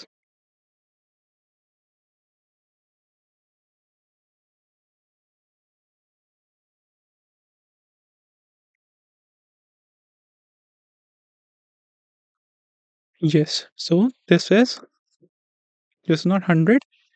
Sorry for the mistake. This is 1000 deaths around. So it is somewhere around 11. Exact figure is 1116. But हमें याद रखना है around 1000 deaths every years between 2008 and 2019. ठीक है, तो heat waves को हम क्या बोलते हैं, हीट वेव्स को बोला जाता है साइलेंट डिजास्टर। फिर फैक्टर्स क्या हैं, क्यों आ रही है, सबको पता है क्या कॉजेज हैं, ग्लोबल वार्मिंग, मैं नहीं बोल रहा, आईपीसीसी बोल रही है, उसके अलावा बहुत सारी और भी रिपोर्ट्स बोल रही हैं, दो तीन का नाम भी लिख सकते हो वहाँ पर। ठीक है, फिर urbanisation, urban heat island effect हो रहा है, डिफॉरेस्टेशन, एल नीनो। ठीक है, हीट डोम, ये कीवर्ड डाल देना वहाँ पे, हीट आइलैंड, हीट डोम। ठीक है, उसके अलावा क्या दिक्कत है हीट वेव की, that it is not notified as a disaster under disaster management act. फिर it is also not in list of disasters eligible for fund under NDRF या एसडीआरएफ फंड। ठीक है, ये सबसे बड़ी दिक्कत है। उसके अलावा कॉजेज हमने देख लिया, अब इम्पैक्ट क्या होगा हीट वेव का, इम्पैक्ट क्या होगा हीट वेव का, कॉमन सेंस से हेल्थ पे इम्पैक्ट पड़ेगा, सोशल इम्पैक्ट होगा, इकोनॉमी पे इम्पैक्ट होगा, एग्रीकल्चर हमें डालना ही डालना है हर चीज़ में, एग्रीकल्चर में इम्पैक्ट होगा, वाटर, इंफ्रा। ठीक है, कॉमन सेंस से पॉइंट जनरेट करो अभी। हेल्थ पे क्या होगा, हीट स्ट्रोक्स, हार्ट अटैक्स कितने ज़्यादा आ रहे हैं, डिहाइड्रेशन, डायरिया एटसेट्रा एटसेट्रा, ये सब क्यों हो रहा है, हीट वेव से। एग्रीकल्चर में क्रॉप फेलियर्स हो रहे हैं, इकोनॉमिक लॉसेस होंगे, वाटर स्कार्सिटी आएगी, infra and power surge, infrastructure पे क्या इम्पैक्ट पड़ेगा, पावर सर्ज इतना ज़्यादा हो जाएगा, जॉब लॉसेस होंगे, गर्मी इतनी है, गिग वर्कर्स कैसे काम करेंगे। तो एक पॉइंट डाल देना, example, impact on gig workers, Zomato Swiggy वाले कैसे जाएंगे इतनी गर्मी में डिलीवरी करने। ठीक है, तो ये हो गए हमारे पॉइंट्स इम्पैक्ट्स के। फिर उसके अलावा एक ये पॉइंट है, इन्वायरमेंट या डिजास्टर में इसको यूज कर सकते हो तुम अगर कोई स्पेसिफिक क्वेश्चन आए क्लाइमेट चेंज वाला, कि 2023 was the warmest year on record. ठीक है, उसके अलावा गवर्नमेंट की क्या स्ट्रैटेजी है, क्या स्ट्रैटेजी बनाओगे, अगर तुम्हें बुलाएंगे मीटिंग में एनडीएमए की, तुम्हें डिस्ट्रिक्ट संभाला हुआ है, डिस्ट्रिक्ट डिजास्टर मैनेजमेंट अथॉरिटी के हेड हो, तुम्हें बुलाया मीटिंग में वहां पर कि आओ भाई स्ट्रैटेजी बनानी है, तो क्या स्ट्रैटेजी बनाओगे हीट वेव मैनेज करने के लिए। सबसे पहले बोलोगे कि एक अर्ली वार्निंग सिस्टम ले आते हैं आईएमडी से, जो रियल टाइम में अपडेट अलर्ट प्रोवाइड करता रहेगा। आते हैं ना मैसेज आईएमडी के, फोन पे सबके आने शुरू हो गए हैं ना मैसेजेस, थंडर स्टॉर्म, लाइटनिंग, वो अलग बात है कि 2 दिन बाद आते हैं बारिश होने के, बट आते तो है ना। फिर हीट एक्शन प्लान, हर स्टेट अपना अपना हीट एक्शन प्लान बना रही है, तो एनडीएमए ने यही बोला स्टेट्स को कि तुम अपना हीट एक्शन प्लान बनाओ, उड़ीसा ने बनाया, आंध्र प्रदेश ने बनाया है, गुजरात ने बनाया है। ठीक है, उसके अलावा पब्लिक अवेयरनेस कैंपेन्स के लिए बोलोगे कि हाँ हमें कैंपेन्स चलाने की ज़रूरत है। फिर cooling centres and water availability. ठीक है, तो गोवा में हो तो तुम क्या प्रोवाइड करवाओगे वहाँ पे, वाटर या फिर क्या दोगे, वो कूलिंग सेंटर एस्टैब्लिश करो, ड्रिंकिंग वाटर दो उन्हें, टेम्पररी शेल्टर प्रोवाइड करवाओ। उसके अलावा एक स्पेसिफिक चीज़ है अर्बन प्लानिंग में, green infrastructure, rooftop gardens, urban grinning, ये चीज़ याद रखना। उसके अलावा एनडीएमए की वेबसाइट पे ही ये दिया हुआ था, कूल रूफ्स, तो ये वहाँ पर डालकर आना, अगर हीट वेव ने उसमें पूछा सॉल्यूशंस, तो ये लिख देना वहाँ पर कि अर्बन प्लानिंग में green infrastructure for example pool roofs. अब इसमें क्या है, सोलर रिफ्लेक्टिव पेंट से उसको कोट कर दिया है, या फिर व्हाइट टाइल से कर देंगे ताकि रिफ्लेक्ट हो जाए। अब सबने ज्योग्राफी में पढ़ा होगा ना एल्बीडो, ठीक है। तो ये हो गया। फिर एग्रीकल्चर पे इम्पैक्ट पड़ रहा था तो climate resilient, drought, heat resistant varieties of crops उगाओ। सिंपल, यही हमें स्टेप्स फॉलो करने की ज़रूरत है। अर्ली वार्निंग सिस्टम लेकर आओ, टेक्नोलॉजी यूज़ करो, कम्युनिटी एंगेजमेंट, एक स्पेसिफिक हीट एक्शन प्लान बनाओ, फिर अडेप्टेशन के लिए प्लान्स बनाओ, कूलिंग सेंटर, वाटर अवेलेबिलिटी करवाओ, पब्लिक अवेयरनेस दो, अर्बन प्लानिंग में स्पेसिफिक टेक्निक्स फॉलो करो, ग्रीन इंफ्रास्ट्रक्चर, कूल रूफ्स, ठीक है। इससे क्या होगा, अर्बन हीट आइलैंड इफेक्ट कम होगा। फिर क्लाइमेट रेजिलिएंट एग्रीकल्चर ले आओ। Simple, simple straight common sense से वहाँ ये पॉइंट्स लिखे जाएंगे, बट इसको जनरल सेंस को स्पेसिफिक बनाया जाएगा कीवर्ड्स के थ्रू और एग्जाम्पल्स के थ्रू, ये याद रखना। अब तुम वहाँ पर लिख दो कि समुंदर का टेम्परेचर बढ़ रहा है, या वहाँ पर लिख दो कि आईपीसीसी रिपोर्ट ने बोला है कि सी सरफेस टेम्परेचर इंक्रीज होगा और अभी भी हो रहा है। तो किसका ज़्यादा इम्पैक्ट पड़ेगा? Obviously IPCC. एग्जामिनर को तुम्हारा नाम नहीं पता पर उसे आईपीसीसी तो पता है। ऐसे ही वहाँ पर बस खेलना है, ठीक है। तो ये हो गया हीट वेव कंप्लीट। बहुत बहुत हाई चांसेस हैं, अच्छे से कवर कर लेना हीट वेव वाले को, ठीक है। And this is 1000 deaths every year between 2008 and 90। अब चलते हैं हमारे नेक्स्ट टॉपिक पे। नेक्स्ट टॉपिक क्या है हमारा? क्लाउड बर्स्ट, ठीक है। तो क्लाउड बर्स्ट पर वो एक क्वेश्चन डायरेक्टली पहले पूछ चुका है क्लाउड बर्स्ट पर, ठीक है। तो क्लाउड बर्स्ट क्या होता है, क्या पूछा था उसने, और ये हमने आंसर राइटिंग वाली वीडियो में भी डिस्कस किया हुआ है। क्या पूछा था? उसने पूछा था explain the mechanism and occurrence of cloudburst in the context of Indian subcontinent. Discuss two recent examples. तो उसने खुद ही पूछा था, एग्जाम्पल देकर बताओ। तो क्लाउडबर्स्ट क्या है? क्लाउडबर्स्ट क्या होता है?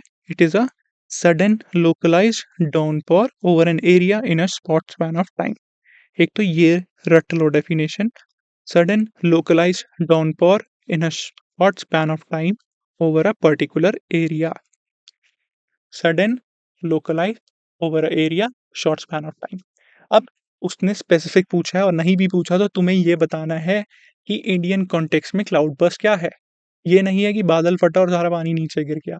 आईएमडी का कहना है if 10 centimetre rainfall is received at a station in 1 hour then the rain event is termed as cloud burst.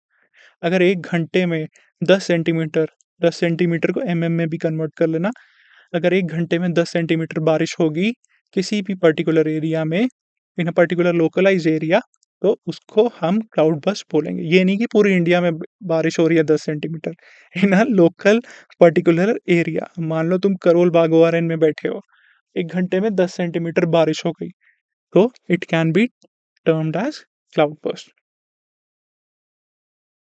ठीक है। फिर क्लाउड बर्स्ट कैसे होता है? तो ये एक छोटा सा डायग्राम है, मैकेनिज्म दिखाने वाला। ये डायग्राम समझ लो और बना कर आना। तो क्या होता है क्लाउड बर्स्ट में? वार्म मॉइस्ट एयर मास है, वो राइज करेगा। किस लिए, कैसे होता है ये? ऑरोग्राफिक रेनफॉल, कन्वेक्शनल रेनफॉल सबने पढ़ी है, तो इट कैन राइज आइदर कन्वेक्शनली या ऑरोग्राफिकली। फिर जैसे वो वार्म एयर राइज होगी, वार्म एयर मास राइज होगा, मॉइस्चर है तो क्या होगा, कंडेंसेशन टेक प्लेस, कूलिंग होगी उसकी, कंडेंसेशन होगी, और क्या होगा, कौन सा बादल बनेगा उससे? क्यूमुलोनिम्बस क्लाउड्स आर फॉर्म्ड, ठीक है। फिर lack of upper air prevents dissipation, further उसका मॉइस्चर इंक्रीज होता जाता है, और क्या होता है, वो क्लाउड मॉइस्चर होल्ड कर नहीं पाएगा, और क्या हो जाएगा, sudden localised downpour releases all the moisture, torrential rains हो जाती हैं और फ्लैश फ्लड्स आ जाते हैं। So this is cloud burst, sudden localised downpour. 1 घंटे में 10 सेंटीमीटर बारिश in a local area, in a particular area is termed as per IMD, as not as per me, but as per IMD. And this is the diagram। यहाँ एक दिखा देना 1 2 3 4 कर कर, वही हमने नीचे बताया कि 1 क्या है, 2 क्या है, 3 क्या है, 4 क्या है, ठीक है? फिर अब इंडिया में क्यों ऑकरेंस हो रही है, क्यों वल्नरेबिलिटी है? एक तो सबसे बड़ा फैक्टर हो गया मॉनसून। मॉनसून अपने साथ इतना मॉइस्चर लेकर आता है।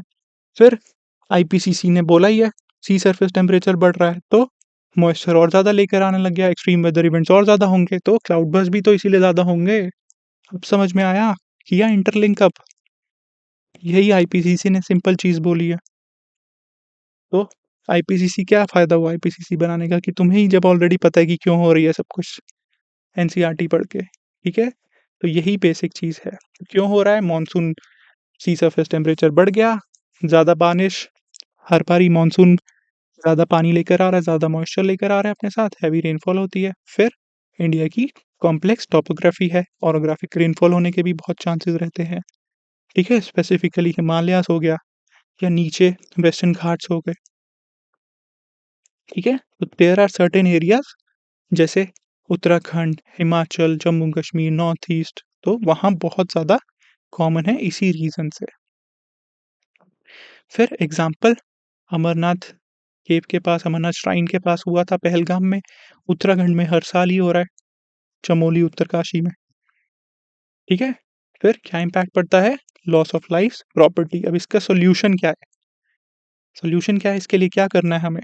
Early warning system, technology use करो, डॉपलर, रडार, फिर प्लानिंग, मिटिगेशन, असेसमेंट, सब कुछ करवाओ, community engagement, real time updates,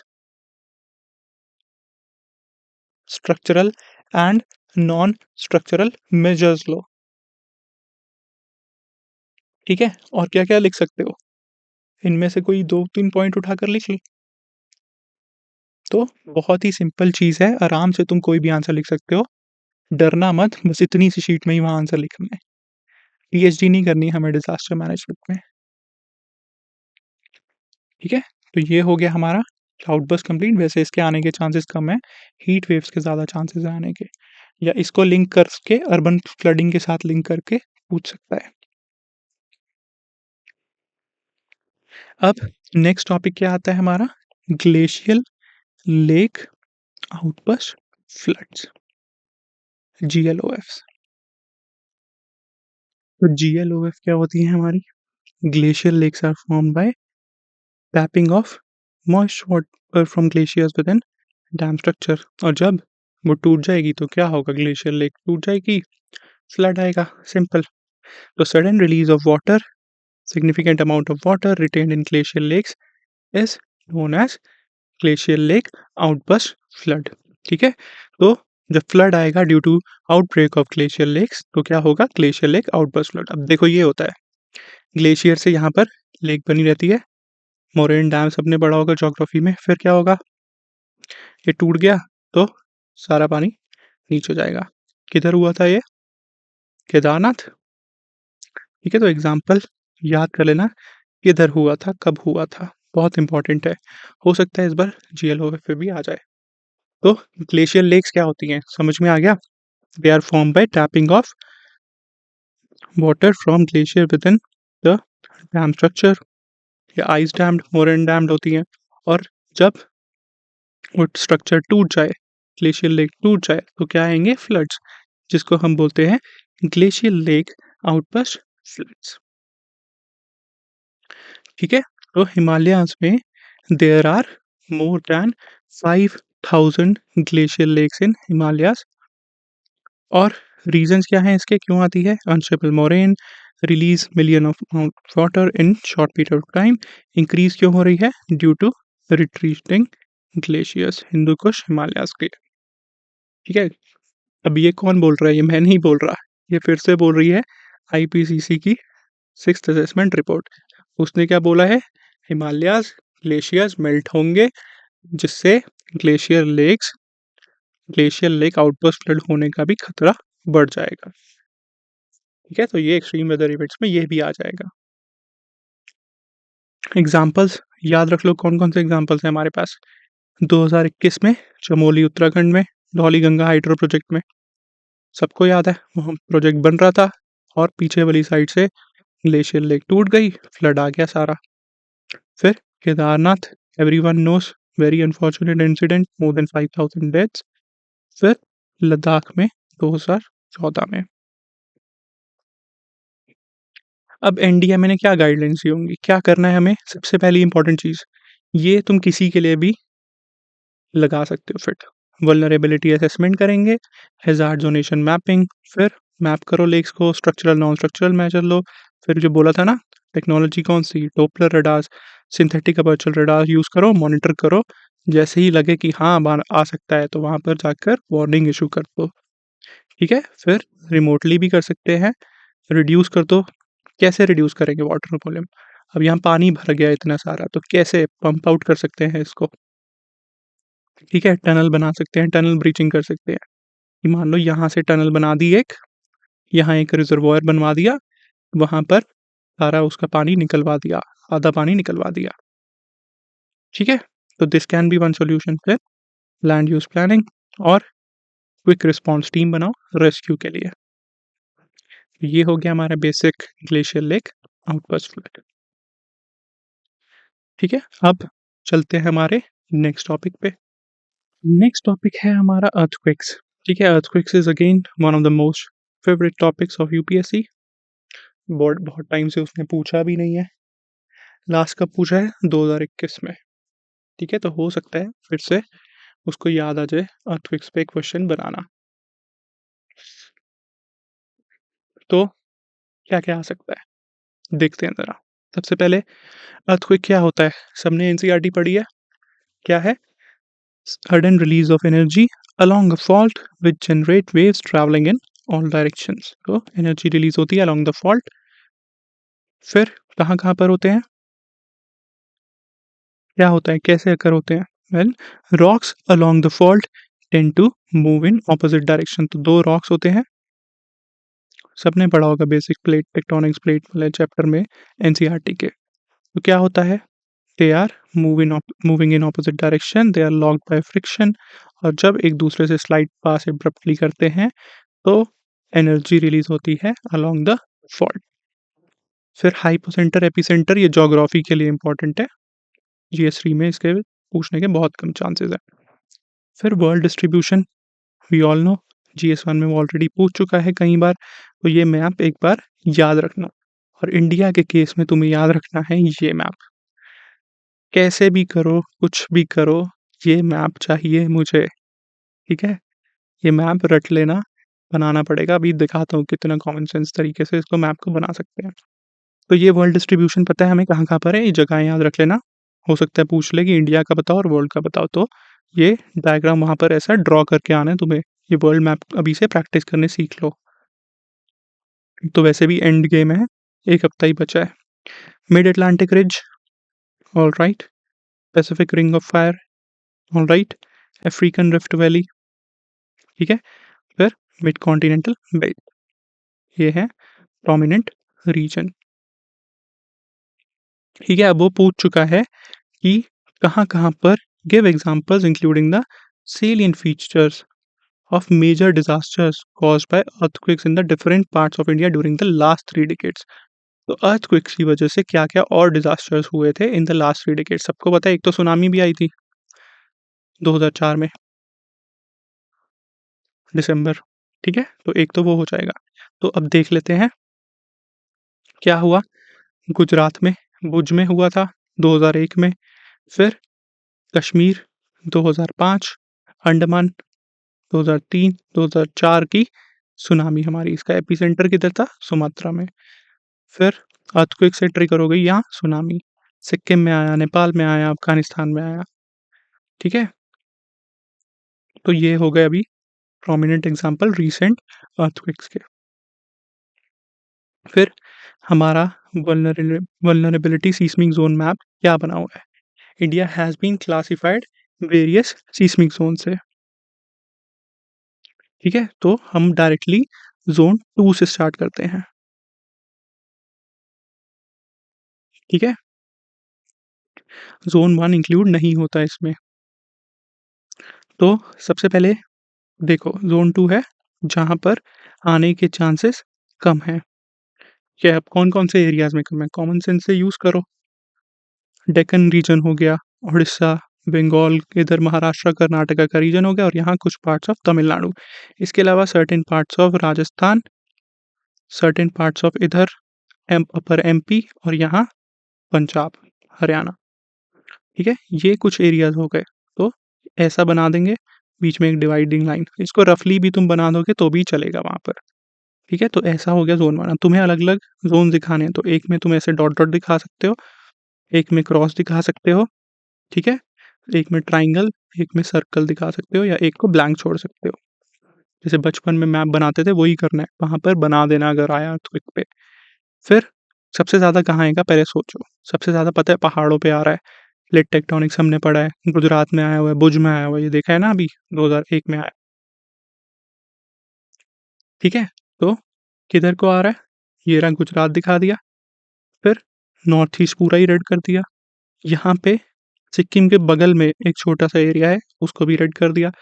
फिर अपर उत्तराखंड पूरा रेड कर दिया, हिमाचल प्रदेश का थोड़ा सा पार्ट रेड कर दिया, और जे एंड के ये भी रेड कर दिया। ठीक है, तो ये हो गए। फिर अब आते हैं हम जोन 4। जोन 4 में जोन 5 से कम रिस्क है, कम इम्पैक्ट पड़ेगा उसका। तो जोन 4 किधर होगा, जोन 5 के आसपास ही होगा, कॉमन सेंस है। तो जोन 5 हमें पता है, उसके आसपास थोड़ा सा एरिया बस उठा के ऐसे मार्क कर देना कि ये हो गया जोन 4। और यहाँ भी जोन 5 था तो एक क्रिसेंट मून यहाँ बना दो। ठीक है, फिर एक गोवा से थोड़ा सा ऊपर एक और गोवा बनाना है हमें यहाँ पे। ठीक है, तो ये हो गया हमारा जोन 4। फिर बच गया हमारा खाली जोन 3। हो गया मैप कंप्लीट। लेकिन सर, कितनी सिंपल आसान तरीके से तुम बना सकते हो। सबसे पहले जोन 5 से स्टार्ट करना, उसके आसपास जोन 4 दिखा देना, यहाँ एक क्रीसेंट मून बना देना, यहाँ एक छोटा गोवा एक और बना देना ऊपर। ठीक है, सो जोन 5 बनाओ, जोन 4 बनाओ। फिर हमारा आ जाएगा जोन 2 बनाएंगे हम, जोन 2 ऐसे। और नीचे महाराष्ट्र, कर्नाटका, तमिलनाडु वाला एरिया, प्लस इधर से थोड़ा सा आंध्रा, उड़ीसा और थोड़ा सा बंगाल, यहाँ हम दिखा देंगे जोन 2। और जो बच गया वो हो गया जोन 3 हमारा। ठीक है, तो बहुत ही आसानी से बन जाएगा, बट बना देना। अब क्या क्वेश्चन पूछा था उसने, discuss about the vulnerability of India to earthquake related hazards. अब वापस जाओ और देखो कि कितना परसेंट लैंड है हमारा वल्नरेबल टू अर्थक्वेक्स। कितना था, कितना था, 60% of land masses prone to earthquakes. वो जो मैं चीज़ बोल रहा था ना, वो ये बोल रहा था कि एक जगह हम सर्कल बना देंगे, एक जगह लाइन, एक जगह डॉट, ऐसे कर कर दिखाया जा सकता है उसमें। ठीक है, तो 60% हमारा हो गया प्रोन अर्थक्वेक्स को। फिर क्या पूछा उसके बाद उसने, give examples including the salient features of major disasters caused by earthquakes in different parts of India during the last 3 decades। ठीक है जी, तो हम एग्जांपल्स बता देंगे, सेलिएंट फीचर्स बता देंगे कि क्या क्या इम्पैक्ट पड़ा और क्या क्या इम्पैक्ट हुआ उनसे। सिंपल क्वेश्चन था। अब वल्नरेबिलिटी क्यों है, इंडिया वल्नरेबल क्यों है, किस लिए है, सबको पता है। Geological region, NCERT, Indian plate, Eurasian plate, तो हिमालय हो गया एक। फिर सीस्मिक जोन्स हैं, क्लासिफाइड हैं। फिर क्या है यहाँ पर, दिल्ली के पास क्या है, रिफ रिज है यहाँ पर। फिर अर्बनाइजेशन की वजह से वल्नरेबिलिटी बढ़ती जा रही है। क्यों, क्योंकि बिना प्लानिंग के, बिना किसी चीज़ को फॉलो किए ऐसे ही बिल्डिंग बना रहे हैं, तो एक मेजर अर्थक्वेक आने की देर है। और ये पूरा एरिया में there will be large large scale disaster, जिसका बहुत ही ज़्यादा इम्पैक्ट होगा हमारी हेल्थ पे, हमारी इकोनॉमी पे, हमारे इंफ्रास्ट्रक्चर पे और इन्वायरमेंट एंड सोसाइटी पे। ठीक है, इसीलिए हमें क्या करने की ज़रूरत है, अब यही सोचो। अर्थक्वेक आएगा तो हमें क्या करना है प्रिपेयर्डनेस के लिए, गवर्नमेंट ने क्या किया है, तो क्या लेकर आए हैं वो, एनबीसी, नेशनल बिल्डिंग कोड। उसमें क्या है, सिस्मिक डिज़ाइन के स्टैंडर्ड्स दे दिए, गाइडलाइंस दे दी, इंश्योरिंग अर्थक्वेक रेजिस्टेंट कंस्ट्रक्शन। ठीक है, फिर क्या हो गया, नेशनल डिजास्टर मैनेजमेंट प्लान, जिसमें पूरे प्रोविजंस दिए हुए हैं प्रिपेयर्डनेस, रिस्पांस, मिटिगेशन एक्सेट्रा के। फिर आता है हमारा सीस्मिक ज़ोनेशन मैपिंग। सब चीज़ में फ्लड होगा, फ्लड ज़ोनेशन मैपिंग, लैंडस्लाइड होगा, वहाँ हज़ार्ड ज़ोनेशन मैपिंग, अर्थक्वेक होगा तो अर्थक्वेक में सीस्मिक ज़ोनेशन मैपिंग। ठीक है? तो जो पर्टिकुलर चीज़ हो गई उसके साथ ज़ोनेशन मैपिंग बस जोड़ दिया, तो ये हो गया वल्नरेबिलिटी असेसमेंट हो गया। ठीक है? तो इसके केस में क्या है, नेशनल सीस्मिक रिस्क असेसमेंट। तो वही सिस्मिक ज़ोन्स आइडेंटिफ़ाई करना, मैप करना, उसको ज़ोन्स में बाँट देना। फिर स्ट्रेंथनिंग इंस्टीट्यूशंस, जैसे कि national institution of disaster management है, उसको स्ट्रेंथन कर दो, बताओ कि कैसे अर्थक्वेक से निपटना है। फिर पब्लिक अवेयरनेस कैंपेन्स, सब में ही होगा, अर्थक्वेक आना है तो सबको पता है क्या करना है। And legislative and policy measures, simple. अब एनडीएमए की क्या गाइडलाइंस होगी? फिर तुम्हें सरकार बुला रही है, तुम्हें गवर्नमेंट ने बुलाया, डिस्ट्रिक्ट मैजिस्ट्रेट हो तुम, कि आओ मीटिंग करते हैं, बैठ के स्ट्रैटेजी बताओ हमें अर्थक्वेक के लिए क्या बनाएं। तो क्या स्ट्रैटेजी बनाओगे तुम, बताओ? बिल्डिंग्स के लिए बनाओगे, सीस्मिक कोड दोगे उनको? ठीक है? तो क्या करेंगे हम, रेजिलिएंट बिल्डिंग्स, जिसको एक बिल्डिंग कोड दो, सीस्मिक डिज़ाइन स्टैंडर्ड्स फॉलो करें वो at the time of construction. फिर अब जो बिल्डिंग पुरानी बन चुकी हैं, जिसमें दिख रहा है कि वल्नरेबल हैं, तो उनको क्या कर सकते हैं, retrofitting, upgrading existing structures to meet the modern seismic standards. फिर रिस्क असेसमेंट एंड मैपिंग, सबसे पहले तो यही करोगे, जाके पहले सारे एरियाज आइडेंटिफाई करके बताओगे कि यहाँ पर सबसे ज़्यादा चांसेस हैं, ये सबसे ज़्यादा वल्नरेबल हैं, तो वल्नरेबिलिटी असेसमेंट करोगे, सिस्मिक जोनेशन करोगे। तो जो तुमने आइडिया दिया वही गवर्नमेंट इम्प्लीमेंट भी कर चुकी है इसके थ्रू। ठीक है? ऐसे ही सोचना, ऐसे ही यू हैव टू थिंक। ठीक है? फिर क्या हो गया, vulnerability assessment, evaluating the susceptibility of communities to seismic events. फिर प्रिपेयर्डनेस एंड ट्रेनिंग करवाओगे, डिजास्टर प्रिपेयर्डनेस प्लान बनवा दोगे, कम्युनिटी को हमेशा एंगेज करना ही है। किसी भी काम में, किसी भी चीज़ में community engagement is very important. फिर early warning system, seismic monitoring करते रहो। ठीक है? और emergency response and recovery in case, ताकि हमारा इम्पैक्ट कम हो, रिहैबिलिटेशन, रिकवरी, रिलीफ, रेस्क्यू, सब चीज़ें ठीक से चलती रहें। और ये सब हो गया तो उसके बाद B, B, B, build back better. ठीक है? Resilient infrastructure, focus upon build back better. फिर क्या है, recovery plan, strategies for post recovery, वही सारी चीज़ें। ठीक है? समझ गए? बहुत ही सिंपल चीज़ है, एक बार बस तुम्हें कीवर्ड समझने की देर है, बस वहाँ फिर तुम कीवर्ड फिट करके आ जाओ ना आंसर में, अपने आप आंसर बन जाएगा। कोई टेंशन लेने की ज़रूरत नहीं है डिज़ास्टर मैनेजमेंट में। अब चलते हैं अपने नेक्स्ट टॉपिक पे। नेक्स्ट टॉपिक है साडा urban floods. So what are urban floods? Urban floods occur when heavy rainfall, poor drainage systems, or other factors overwhelm the capacity of urban infrastructure to manage and channel water, leading to localized flooding in cities and towns. ठीक है? तो अब आते हैं urban floods. क्या होते हैं urban floods? When heavy rainfall, poor drainage system या बाकी फैक्टर्स ओवरवेल्म कर देते हैं कैपेसिटी को अर्बन इंफ्रास्ट्रक्चर की to manage and channel water, जिससे लोकलाइज्ड फ्लडिंग होती है सिटीज़ एंड टाउन में। जैसे एमसीडी वाले अगर कुछ काम नहीं करेंगे तो क्या हो जाएगा, यही होगा। फिर क्या आएंगे, अर्बन फ्लड्स होंगे। ठीक है? सो दिस इज अर्बन फ्लड्स। और क्लाउड बर्स्ट में क्या होता था, क्या बोला था आईएमडी ने, 1 घंटे में कितनी बारिश होनी चाहिए, 1 सेंटीमीटर बोला था ना, या 10 सेंटीमीटर? It was 10 centimetre. फिर कॉजेस क्या हो गए अर्बन फ्लड के, अर्बन फ्लड का भी एक वहाँ पर मैप बना देना। ठीक है? तो तुम्हें पहले ऑलरेडी बताया हुआ मैंने काफ़ी बार, ऐसा मैप बना देना इंडिया का, हार्डली 30 सेकेंड्स लगेंगे। फिर प्लेसेस दिखा देना, यहाँ दिखा दिया, मुंबई में आया, सूरत में आया, इस बार गुजरात में बहुत बारिश हुई, अर्बन फ्लड्स आए, दिल्ली में हर साल आता है, बेंगलुरु में हर साल आता है, चेन्नई में आता है। ठीक है? यहाँ केरला भी दिखा देना। तो ऐसा फिगर बनाकर साथ में ब्रैकेट में ईयर लिख देना, कोशिश करना 2-3 अलग-अलग ईयर लिख दो। फिर नीचे लिख देना फिगर अर्बन फ्लड्स।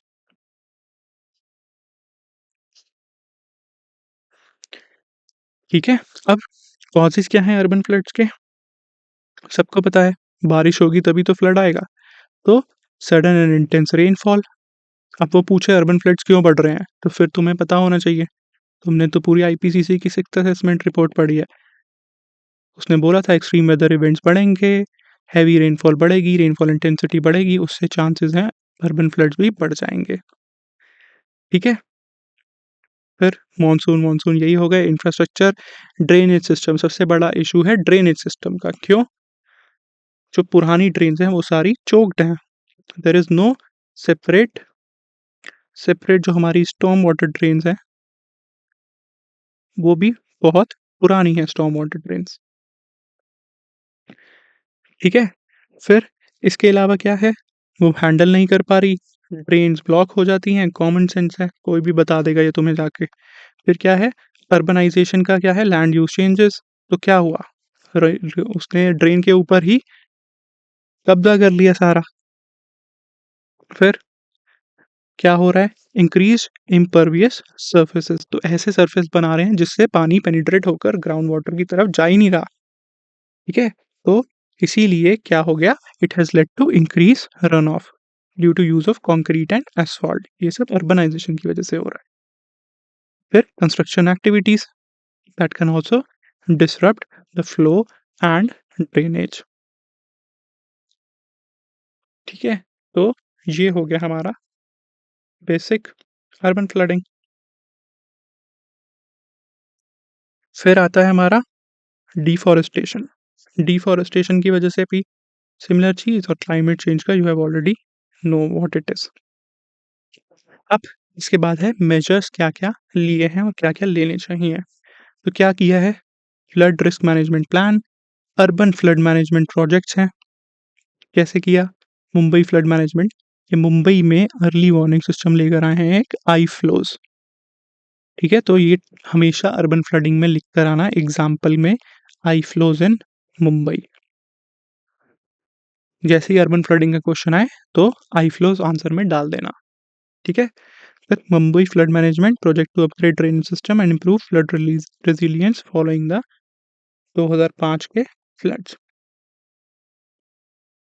ठीक है। फिर चेन्नई रिवर रिस्टोरेशन, वही कर रहे हैं। क्या क्या करना चाहिए सोचो ना, कॉमन सेंस। वेटलैंड रिस्टोर करवाओ, ग्राउंड वाटर रिचार्ज करवाओ, फिर जो यहाँ सारा कब्जा हुआ हुआ है वो हटवाओ, अर्ली वार्निंग सिस्टम लेकर आओ जैसे आई फ्लोज इन मुंबई। तो वही कर रहे हैं वो। फिर डोपलर रडार यूज करो, रेनफॉल रियल टाइम में प्रिडिक्ट करवाओ कितनी होगी। आईएमडी अभी वार्निंग इशू कर रही है ना, वो सब करवाओ। ठीक है। ये हो गया। फिर green infrastructure initiative, rain water harvesting promote करवाओ in urban areas to manage the storm water and reduce the run off. फिर urban greening, tree planting, green spaces बनाओ जिससे एब्जॉर्प्शन बढ़ेगी। तो ये हो गया तुम्हारा सिंपल अर्बन फ्लडिंग। ठीक है। इससे ज़्यादा इसमें कुछ है नहीं। इसके बाद देखते हैं यूपीएससी ने क्या पूछा था क्वेश्चन इस पे। 2016 में पूछा हुआ अर्बन फ्लड्स पे क्वेश्चन। तो देखो क्या सिंपल सा क्वेश्चन पूछा था। क्या था, the frequency of urban floods due to high intensity rainfall is increasing over the years. तो वो खुद ही बता रहा है। तो इसमें तुम क्या बताओगे, स्टार्ट कैसे कर सकते हो, आईपीसीसी से कर सकते हो, ग्लोबल क्लाइमेट रिस्क इंडेक्स से कर सकते हो कि इन सब की वजह से इंक्रीज इन इवेंट्स हो रहे हैं, हमारी वल्नरेबिलिटी इंक्रीज हो रही है, और इतना परसेंट एरिया अभी भी वल्नरेबल है, प्रोन है टू फ्लड्स। ठीक है जी। तो ये हो गया, हमने ये बता दिया। उसके बाद क्या बताओगे, उसके बाद उसने पूछा है discussing the reasons for urban floods, highlight the mechanisms for preparedness to reduce the risk. तो कैसे क्या मैकेनिज्म बनाना है कि रिस्क कम करना है, बहुत ही सिंपल क्वेश्चन था। रीजंस सबको पता है, ये रहे रीजन। बस इसको जनरल को स्पेसिफिक बनाने के लिए एग्जाम्पल डाल दो, साथ में कोई स्पेसिफिक डेटा डाल दो, रिपोर्ट डाल दो, आईपीसीसी सिक्स्थ असेसमेंट डाल दो। ठीक है। ये सब डाल कर आ जाना। फिर वहाँ पर एक डायग्राम बना देना, मैप बना देना इंडिया का, जो भी दिखाया था उसको लेबल कर कर बता देना कहाँ कहाँ पर कब अर्बन फ्लड्स आए हैं। ठीक है? तो ये हो जाएगा। फिर उसके बाद क्या पूछा है लास्ट सब पार्ट में उसने पूछा है highlight the mechanisms for preparedness to reduce the risk during such events. तो मैकेनिज़्म फॉर प्रिपेयर्डनेस क्या है? रिस्क कैसे कम करेंगे? इंफ्रास्ट्रक्चर इम्प्रूव करवा दो, अपग्रेडेड ड्रेनेज सिस्टम्स, वही बोला था कब्ज़ा हटवाओ, उनका ड्रेनेज इम्प्रूव करवाओ। फिर green infrastructure, permeable pavement etcetera जिससे रन ऑफ कम हो। अब एक इसमें एग्जांपल था क्या? स्पॉन्ज सिटीज़ किसने बनाई थी? चाइना। और कौन-कौन सी कंट्री ने ये प्रैक्टिस किया है? देख लेना, ये एग्जांपल वहाँ डाल देना। फॉर एग्जांपल स्पॉन्ज सिटीज़, तो यही मतलब था कि हम वहाँ पर अर्बन फॉरेस्ट लगा देंगे ताकि जो एक्सेस वाटर है वो सब एब्ज़ॉर्ब कर ले। जो यहाँ लिखा हुआ है ना, green roofs, rain garden etcetera, permeable pavements, तो उसका स्पॉन्ज सिटीज़ का यही पर्पस था, अर्बन फ्लड्स को रोकना, उन्हें कम करना, उनके इम्पैक्ट को। फिर क्या करोगे? फिर तुम अर्ली वार्निंग सिस्टम्स लगाओगे, डोपलर रडार लेके जाओगे वहाँ पे अपना। फिर पब्लिक अलर्ट जो आईएमडी ऑलरेडी कर रही है, ठीक है? कैसे उसने यही पूछा ना, रिस्क कैसे कम करें? तो public alert, urban planning and zoning, सबसे इम्पोर्टेंट चीज़ ज़ोनेशन मैपिंग, ज़ोनिंग करो, फ्लड एरिया रेगुलेशंस लेकर आओ, बिल्डिंग कोड बनाओ, ठीक है? फिर उसके बाद सस्टेनेबल डेवलपमेंट और कम्युनिटी के बिना हमारा कुछ होगा नहीं, तो community participation, awareness campaigns, engagement करो उनकी। फिर अल्टीमेटली किस पे जाएँगे हम? सेंडाई फ्रेमवर्क ने क्या बोला था, हर चीज़ में हमें किस चीज़ की ज़रूरत है? रेज़िलिएंट रेज़िलियंस की, ठीक है? तो डिज़ास्टर रिस्क रिडक्शन पर फोकस कैसे करेंगे? By resilient rebuilding using flood resistant construction practices. तो अब कोई भी हम नया इनिशिएटिव स्टार्ट कर रहे हैं, कुछ भी कंस्ट्रक्शन कर रहे हैं, सब में हम रेज़िलिएंट इंफ्रास्ट्रक्चर बनाएँगे। Sustainable resilient infrastructure. फिर असेसमेंट करके आइडेंटिफाई कर लो कि आगे कुछ होने के चांस हैं या नहीं। तो सिंपली ऐसे हम इसको आंसर कर सकते हैं। फिर उसके बाद क्या पूछा उसने? वल्नरेबिलिटी वाला क्वेश्चन, ये जो बोला था मैंने तुम्हें, ठीक है? तो वल्नरेबिलिटी पे क्या पूछा था? Vulnerability is an essential element for defining disaster impacts and its threat to people. How and in what ways can vulnerability to disasters be characterized? Discuss different types of vulnerability और साथ में उसके reference दे दो disasters के। Simple question है। तो पहले vulnerability का गाना गाया उसने, तो हम भी वल्नरेबिलिटी उसको डिफाइन कर दे देंगे कि हमें पता है क्या है वल्नरेबिलिटी और वो क्यों एसेंशियल है समझने के लिए, ठीक है? फिर कैसे कैरेक्टराइज कर सकते हैं? उसके बाद उसने पूछा विद रेफरेंस टू डिजास्टर, ये दो सब पार्ट्स अलग-अलग हैं, ये याद रखना। तो वल्नरेबिलिटी पहले हम कैसे कैटेगराइज करेंगे, वो हो गया ये। कैसे कर रहे हैं? फिजिकल वल्नरेबिलिटी, जैसे कि इंफ्रास्ट्रक्चर जिसमें हम एसेस करेंगे robustness of buildings, roads and bridges, ठीक है? तो जो हमारा पुराना बना हुआ है, खंडहर बने हुए हैं जो, they are more prone to damage during disasters. इसके अलावा topography, understanding the geographical layout such as floodplains and unstable slopes which influences susceptibility to floods and landslides। तो ये हो गई हमारी फिजिकल वल्नरेबिलिटी। इंफ्रास्ट्रक्चर, टोपोग्राफी जिसकी वजह से हो सकती है। अब कोई पहाड़ पर है, ठीक है? पहाड़ की स्लोप पर उसने अपना घर बनाया हुआ है, ठीक है? और उस एरिया में बहुत ज़्यादा लैंडस्लाइड आते हैं, तो ऑब्वियसली वो वल्नरेबल हो गया, ठीक है? तो वो टोपोग्राफी की वजह से वल्नरेबल हो गया। फिर उसके बाद कौन-सी वल्नरेबिलिटी आ गई? हमारी आ गई सोशो इकोनॉमिक वल्नरेबिलिटी, जैसे कि इनकम लेवल। तो जो लो इनकम कम्युनिटीज़ के पीपल हैं, वो बेचारे ज़्यादा वल्नरेबल हैं। क्यों? उनके पास रिसोर्सेज़ नहीं है प्रिपेयर्डनेस एंड रिकवरी के लिए।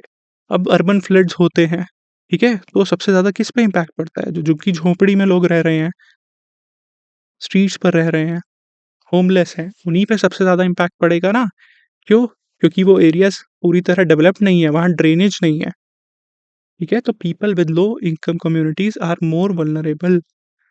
अब जो अमीर है वो तो फ्लैट्स में जाकर रह लेंगे, ठीक है, बट लो इनकम वाले ज़्यादा वल्नरेबल रहेंगे। फिर एक्सेस टू सर्विसेज, जिनके पास हेल्थ केयर नहीं है, एजुकेशन नहीं है, इमरजेंसी नहीं है, they will face a severe risk, जैसे कोविड के केस में हुआ था। ठीक है, तो क्या हो गया था उसमें, यही हुआ था ना, पेंडेमिक का इम्पैक्ट ज़्यादा उन्हीं पे ही पड़ रहा था। फिर फिर आता है हमारा इन्वायरमेंटल वल्नरेबिलिटी। उसमें क्या आएगा, इकोसिस्टम की health. Degraded ecosystem such as deforested areas, polluted rivers exacerbate disaster impacts like increased flooding or landslides। ठीक है, अब दिल्ली के गैस चैम्बर में जाकर रह रहे हो तो तुम्हारी वल्नरेबिलिटी तो अपने आप ही बढ़ गई। ठीक है, वल्नरेबिलिटी बढ़ गई कैंसर होने की, वल्नरेबिलिटी बढ़ गई हार्ट डिजीज होने की, वल्नरेबिलिटी बढ़ गई स्किन डिजीज होने की। ठीक है, तो ये किस लिए हो रही है, क्योंकि इकोसिस्टम ही खराब है, इन्वायरमेंट ही खराब है। फिर climate change, regions experiencing shift in climate patterns such as increase temperatures और irregular rainfall face heightened risk. Simple सी चीज़ है। ठीक है, उसके बाद institutional vulnerabilities, governance and planning. अगर ठीक से प्लानिंग ही नहीं करी किसी एरियाज में तो वहाँ तो ऑलरेडी ज़्यादा वल्नरेबिलिटी हो गई उनकी। क्यों? क्योंकि कभी भी आया डिजास्टर हुआ तो उन्हें पता ही नहीं करना क्या है। ठीक है, तो अब जैसे जब सुनामी आई थी 2004 में, तो अंडमान में ऑलरेडी जो ट्राइब्स थी जैसे सेंटिनलीज हो गई, उनके साथ आउटर वर्ल्ड की कोई टच ही नहीं है। ठीक है, उनको क्या पता कि प्लानिंग क्या होती है, क्या होती है, बट ऑल दो उस टाइम पे उनकी ट्रेडिशनल प्रैक्टिसेस थी जिसकी वजह से वो बच गए थे, तो वो ज़्यादा वल्नरेबल हो गए। फिर lack of education, awareness about disaster risk and preparedness reduces community resilience. जिसको पता ही नहीं अर्थक्वेक में क्या करना है, अर्थक्वेक आया वो बैठा हुआ है अपनी चेयर पर आराम से, तो क्या होगा, वल्नरेबिलिटी बढ़ेगी बढ़ेगी, पता ही नहीं। तो क्या हो गई हमारी types of vulnerability, physical, socio economic, environmental and institutional. तो ये हो गई हमारी अलग अलग vulnerabilities, they can be characterised. अब उसने पूछा था इसके बाद, discuss different types of vulnerability with reference to disasters. अब हमें यहाँ पर डिजास्टर के थ्रू दिखाना था। अब हम क्या कर सकते थे, हम ऐसा कर सकते थे कि मान लो हमने दिखा दिया साइक्लोन, अब उसमें हम बता देंगे कि उसमें हमारी फिजिकल वल्नरेबिलिटी क्या है, सोशो इकोनॉमिक वल्नरेबिलिटी क्या है, इंस्टीट्यूशनल क्या है। ऐसे 2-3 पैरामीटर उठाकर उसमें हम लिखकर बता देंगे। तो साइक्लोन्स के केस में क्या होगा, फिजिकल, सबसे पहले सोचो किस-किस की होगी, टोपोग्राफी, इंफ्रास्ट्रक्चर कुछ समझ में आया, जो कोस्टल एरियाज़ में रह रहे हैं, उनकी हो गई। फिर सोशो इकोनॉमिक, वही कोस्टल एरियाज़ में low income communities and institutional, जिधर अवेयरनेस नहीं है, जैसे अभी बताया था अंडमान एटसेट्रा। ठीक है? तो ऐसे वहाँ पर इसको पॉइंट्स बनाकर लिखना था। तो हम साइक्लोन्स का बता देंगे, फिर हम अर्थक्वेक्स का बता देंगे। उसमें क्या हो गया, जो सिस्मिक ज़ोन 5 में रहते हैं वो तो वैसे ही वल्नरेबल हो गए। ठीक है? वो हो गया। सोशो इकोनॉमिक वाला फैक्टर हर किसी में सिमिलर ही आएगा। सर्विसेज़ नहीं है, इनकम लेवल कम है, फिर उनके घर पुराने हैं, टूटे हुए हैं और it is not based upon building code के बेसिस पर नहीं बने हुए। ठीक है? फिर एनवायरनमेंट का भी डाल सकते हैं इसमें। एनवायरनमेंट के केस में क्या हो सकता है? जो किसके पास हैं? फॉल्ट लाइन्स के पास हैं। ठीक है? ज़ोन 5 में है, वहाँ पर ज़्यादा हो गई वल्नरेबिलिटी। फिर साइक्लोन्स, अर्थक्वेक, लैंडस्लाइड्स, फ्लड्स, तो ऐसे तुम 3-4 वहाँ पर उठाकर दिखा देने चाहिए थे, क्योंकि ये 10 मार्कर है तो इसमें लिमिटेड स्कोप है लिखने का। शीट सारी भरी नहीं जाएगी। ठीक है? तो ऐसे सब में 2-3 लिखकर डालकर दिखाने थे। फिर एंड में बता देंगे वल्नरेबिलिटी की हमें क्यों एसेंशियल एलिमेंट है और क्यों वल्नरेबिलिटी असेसमेंट की ज़रूरत है, और एनडीएमए गाइडलाइंस ने क्या बोला है, क्या करने की ज़रूरत है। तो वो डालकर बताएँगे, फिर कंक्लूजन कर देंगे हम इसका CDRI से, सेंडाई फ्रेमवर्क से, बिल्ड बैक बेटर से। ठीक है? तो ऐसा बन जाएगा हमारा एक इसका बढ़िया 10 मार्क का आंसर। ऑलराइट? फिर इसके अलावा क्या-क्या पूछे हुए हैं उसने? देखो, बताओ क्या-क्या क्वेश्चन पूछे हुए हैं? समझ में आ गया अब? सारा कंटेंट मिल गया? इसके बेसिस पर हम इनको ईज़िली आंसर कर सकते हैं। डैम फेलियर पे उसने पिछली बार पूछ लिया है, तो इस बार पूछेगा नहीं। पहला क्या था? occurrences ऑफ क्लाउड बर्स्ट हमने देख लिया। 1 घंटे में 10 सेंटीमीटर बारिश होगी, तो उसको बोलेंगे हम क्लाउड बर्स्ट। फिर 2 रीसेंट एग्ज़ाम्पल बताने हैं, वो भी हम बता देंगे। मैकेनिज़्म बता दिया, वार्म एयर मास, ठीक है? Moisture laden warm air mass ऊपर जाएगा, ऊपर जाकर कंडेंसेशन, क्यूमुलोनिम्बस क्राउड क्लाउड बनेगा। फिर कंडेंसेशन होती जाएगी, मॉइस्चर बढ़ता जाएगा और एक टाइम ऐसा आएगा, वो होल्ड नहीं कर पाएगा और सडन लोकलाइज़्ड डाउनपोर होगा। ठीक है? और इंडिया में क्यों हो रहा है? मॉनसून की वजह से, मॉनसून विंड्स की वजह से, सी सरफेस टेम्परेचर है, मॉइस्चर बढ़ रहा है, एक्सट्रीम वेदर इवेंट्स बढ़ रहे हैं। फिर हमारी टोपोग्राफी ऐसी है, हिमालयाज़ एक्सेट्रा ओरोग्राफिक रेनफॉल होती है। सिंपल। फिर क्या पूछा उसने? Causes and effects of coastal erosion in India. अब कॉजेज़ क्या हो सकते हैं? नेचुरल भी होंगे, एंथ्रोपोजेनिक भी होंगे, ऐसे उसको डिवाइड कर लिख दो। क्यों? सैंड माइनिंग कर रहे हैं, इल्लीगल सैंड माइनिंग कर रहे हैं, फिर कंस्ट्रक्शन हो रही है वहाँ पर इल्लीगल, तो यही सारे वहाँ पर फैक्टर आ जाएँगे। फिर नेचुरल कॉजेज़ में क्या लिखोगे इसके? ऑलराइट, तो ये हो जाएँगे हमारे कॉजेज़। फिर इफेक्ट्स क्या होगा कोस्टल इरोजन का? किसी चीज़ का भी इफेक्ट बताना है, तो किस पर इफेक्ट होगा? एक, क्या करते हैं कोस्टल इरोजन की वजह से क्या-क्या हो रहा है? कोस्टल इरोजन की वजह से सबसे पहले वल्नरेबिलिटी बढ़ जाएगी उनकी। क्यों? Frequent flooding. फिर और क्या होगा? जो सी वाटर है that will mix with fresh water, तो क्या होगा? सैलिनिटी इंक्रीज़ हो जाएगी जो फ्रेश वाटर रिसोर्सेज़ हैं उनकी।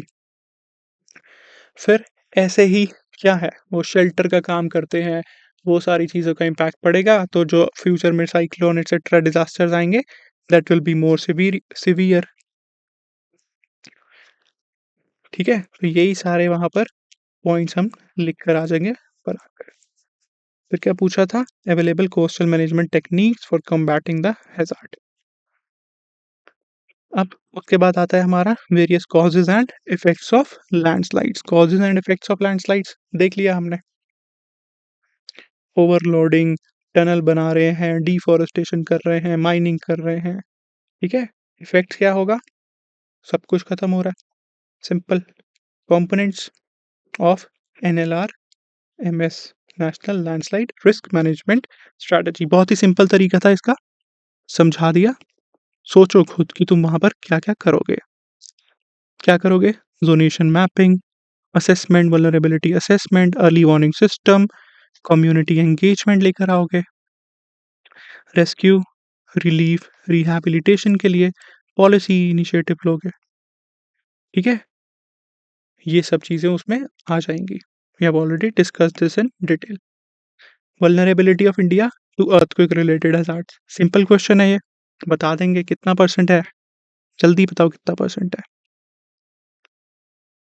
सोचो, पॉज़ करो, सोचो कितना परसेंट है? फिर वल्नरेबिलिटी क्यों है?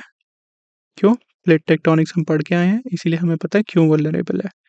फिर एग्ज़ाम्पल्स और इम्पैक्ट हमें बता दिया, हमने डिस्कस कर लिया। ठीक है? तो रिसेंट मेजर्स गवर्नमेंट ने क्या लिए, तो हमारी अप्रोच पूरी चेंज हो गई है। तो पहले हमारी ये वाली थी रेस्क्यू, रिलीफ, रिकवरी वाली, अब preparedness, prevention, mitigational, build back better, resilient infrastructure, disaster risk reduction. ये सारी चीज़ों पे अब हम फ़ोकस कर रहे हैं, ये सारे कीवर्ड्स पे फ़ोकस कर रहे हैं। ठीक है? तो फिर उसके बाद क्या है? वल्नरेबिलिटी पढ़ लिया हमने। डिज़ास्टर प्रिपेयर्डनेस की क्या ज़रूरत है? सिंपल है, हैज़ार्ड ज़ोनेशन मैपिंग भी we have already seen it. फिर सेंडाई और ह्यूगो में क्या फ़र्क है? देख लिया। सेंडाई के 4 पिलर्स क्या हैं? जल्दी देखो जाकर। सुनामी सिंपल, अर्बन फ्लड्स कर लिया ये हमने कवर, मैप भी बनाकर देख लिया कैसा इसमें हमने मैप बनाकर आना है वहाँ पर। फिर एनडीएमए की गाइडलाइंस, अब इसमें अर्बन फ्लडिंग अगर का आएगा ना तो उसमें एग्जाम्पल डाल देना ये वाला जो अभी ओआरएन में हुआ था, वो भी तो अर्बन फ्लडिंग ही थी। ठीक है, बेचारे फेलो एस्पिरेंट्स हमारे, तो वो एग्जाम्पल डाल देना। फिर एनडीएमए गाइडलाइंस, क्लाउड बर्स्ट पढ़ लिया, 1 घंटे में 10 सेंटीमीटर बारिश। Frequency of earthquakes appear to have increased in the Indian subcontinent. However, India's preparedness for mitigating their impact has significant gaps. क्यों गैप है? क्योंकि अभी तक तुम्हें गवर्नमेंट ने एनडीएमए की मीटिंग में बुलाया नहीं था। अब तुम डीएम बन गए हो, अब गवर्नमेंट तुम्हें बुला रही है मीटिंग में, इसलिए तुम्हें सोल्यूशन पता है और तुम आकर वहाँ सोल्यूशन देकर जाओगे गवर्नमेंट को। ठीक है, फिर ड्रॉट्स, इसके आने के बहुत कम चांसेस हैं। उसने क्या पूछा था? To deal with likely El Nino La Nina fall out in India, उसने खुद ही लिंक कर कर बता दिया। फिर वल्नरेबिलिटी और रिस्क मैनेजमेंट की क्यों ज़रूरत है प्री डिजास्टर मैनेजमेंट में। एज एन एडमिनिस्ट्रेटर तुम्हें गवर्नमेंट बुला रही है तो तुम क्या फोकस करोगे? सिंपल, बहुत ही सिंपल चीज़ जो अभी तुमने बैठकर सोचे हो। ठीक है, तो ये हो गए हमारे पीवाईक्यूज। कोई भी इसमें डाउट आएगा किसी भी क्वेश्चन में तो मुझे बता देना। अब इसके बाद जो कीवर्ड्स तुम्हें याद रखने हैं तो वो लिख लो, vulnerability assessment, hazard, zonation mapping, फिर आएगी हमारी NDMA guidelines, structural and non structural measures, IPCC sixth assessment report, फिर early warning system, use of technology जैसे कि रडार हो गया, डोपलर रडार हो गया, फिर कम्युनिटी अवेयरनेस और कम्युनिटी एंगेजमेंट। ठीक है, इन सारी चीज़ों को यूज कर कर you can write a very very good answer. तो ये सब याद रखना और इसके अलावा मैप देख लेना। ठीक है, सो this is it for this lecture. I hope you liked it. Please please अच्छे से कर कर आना। जीएस 3 में ऐसे कीवर्ड्स के साथ ही आंसर लिखना। मेरी सीरीज़ का यही पर्पस था कि जीएस 3 आपके लिए बिल्कुल सिंप्लीफाई कर दूँ। ठीक है, तो ऐसे ही उसमें आंसर्स लिख कर आना with keywords, data, examples, diagrams, maps. ठीक है, एग्जामिनर अपने आप मार्क्स देगा ही देगा। इसके अलावा if you have any other doubt, any other issue, do let me know in the comment section. All the very best for upcoming mains. All the best to you and have a great day.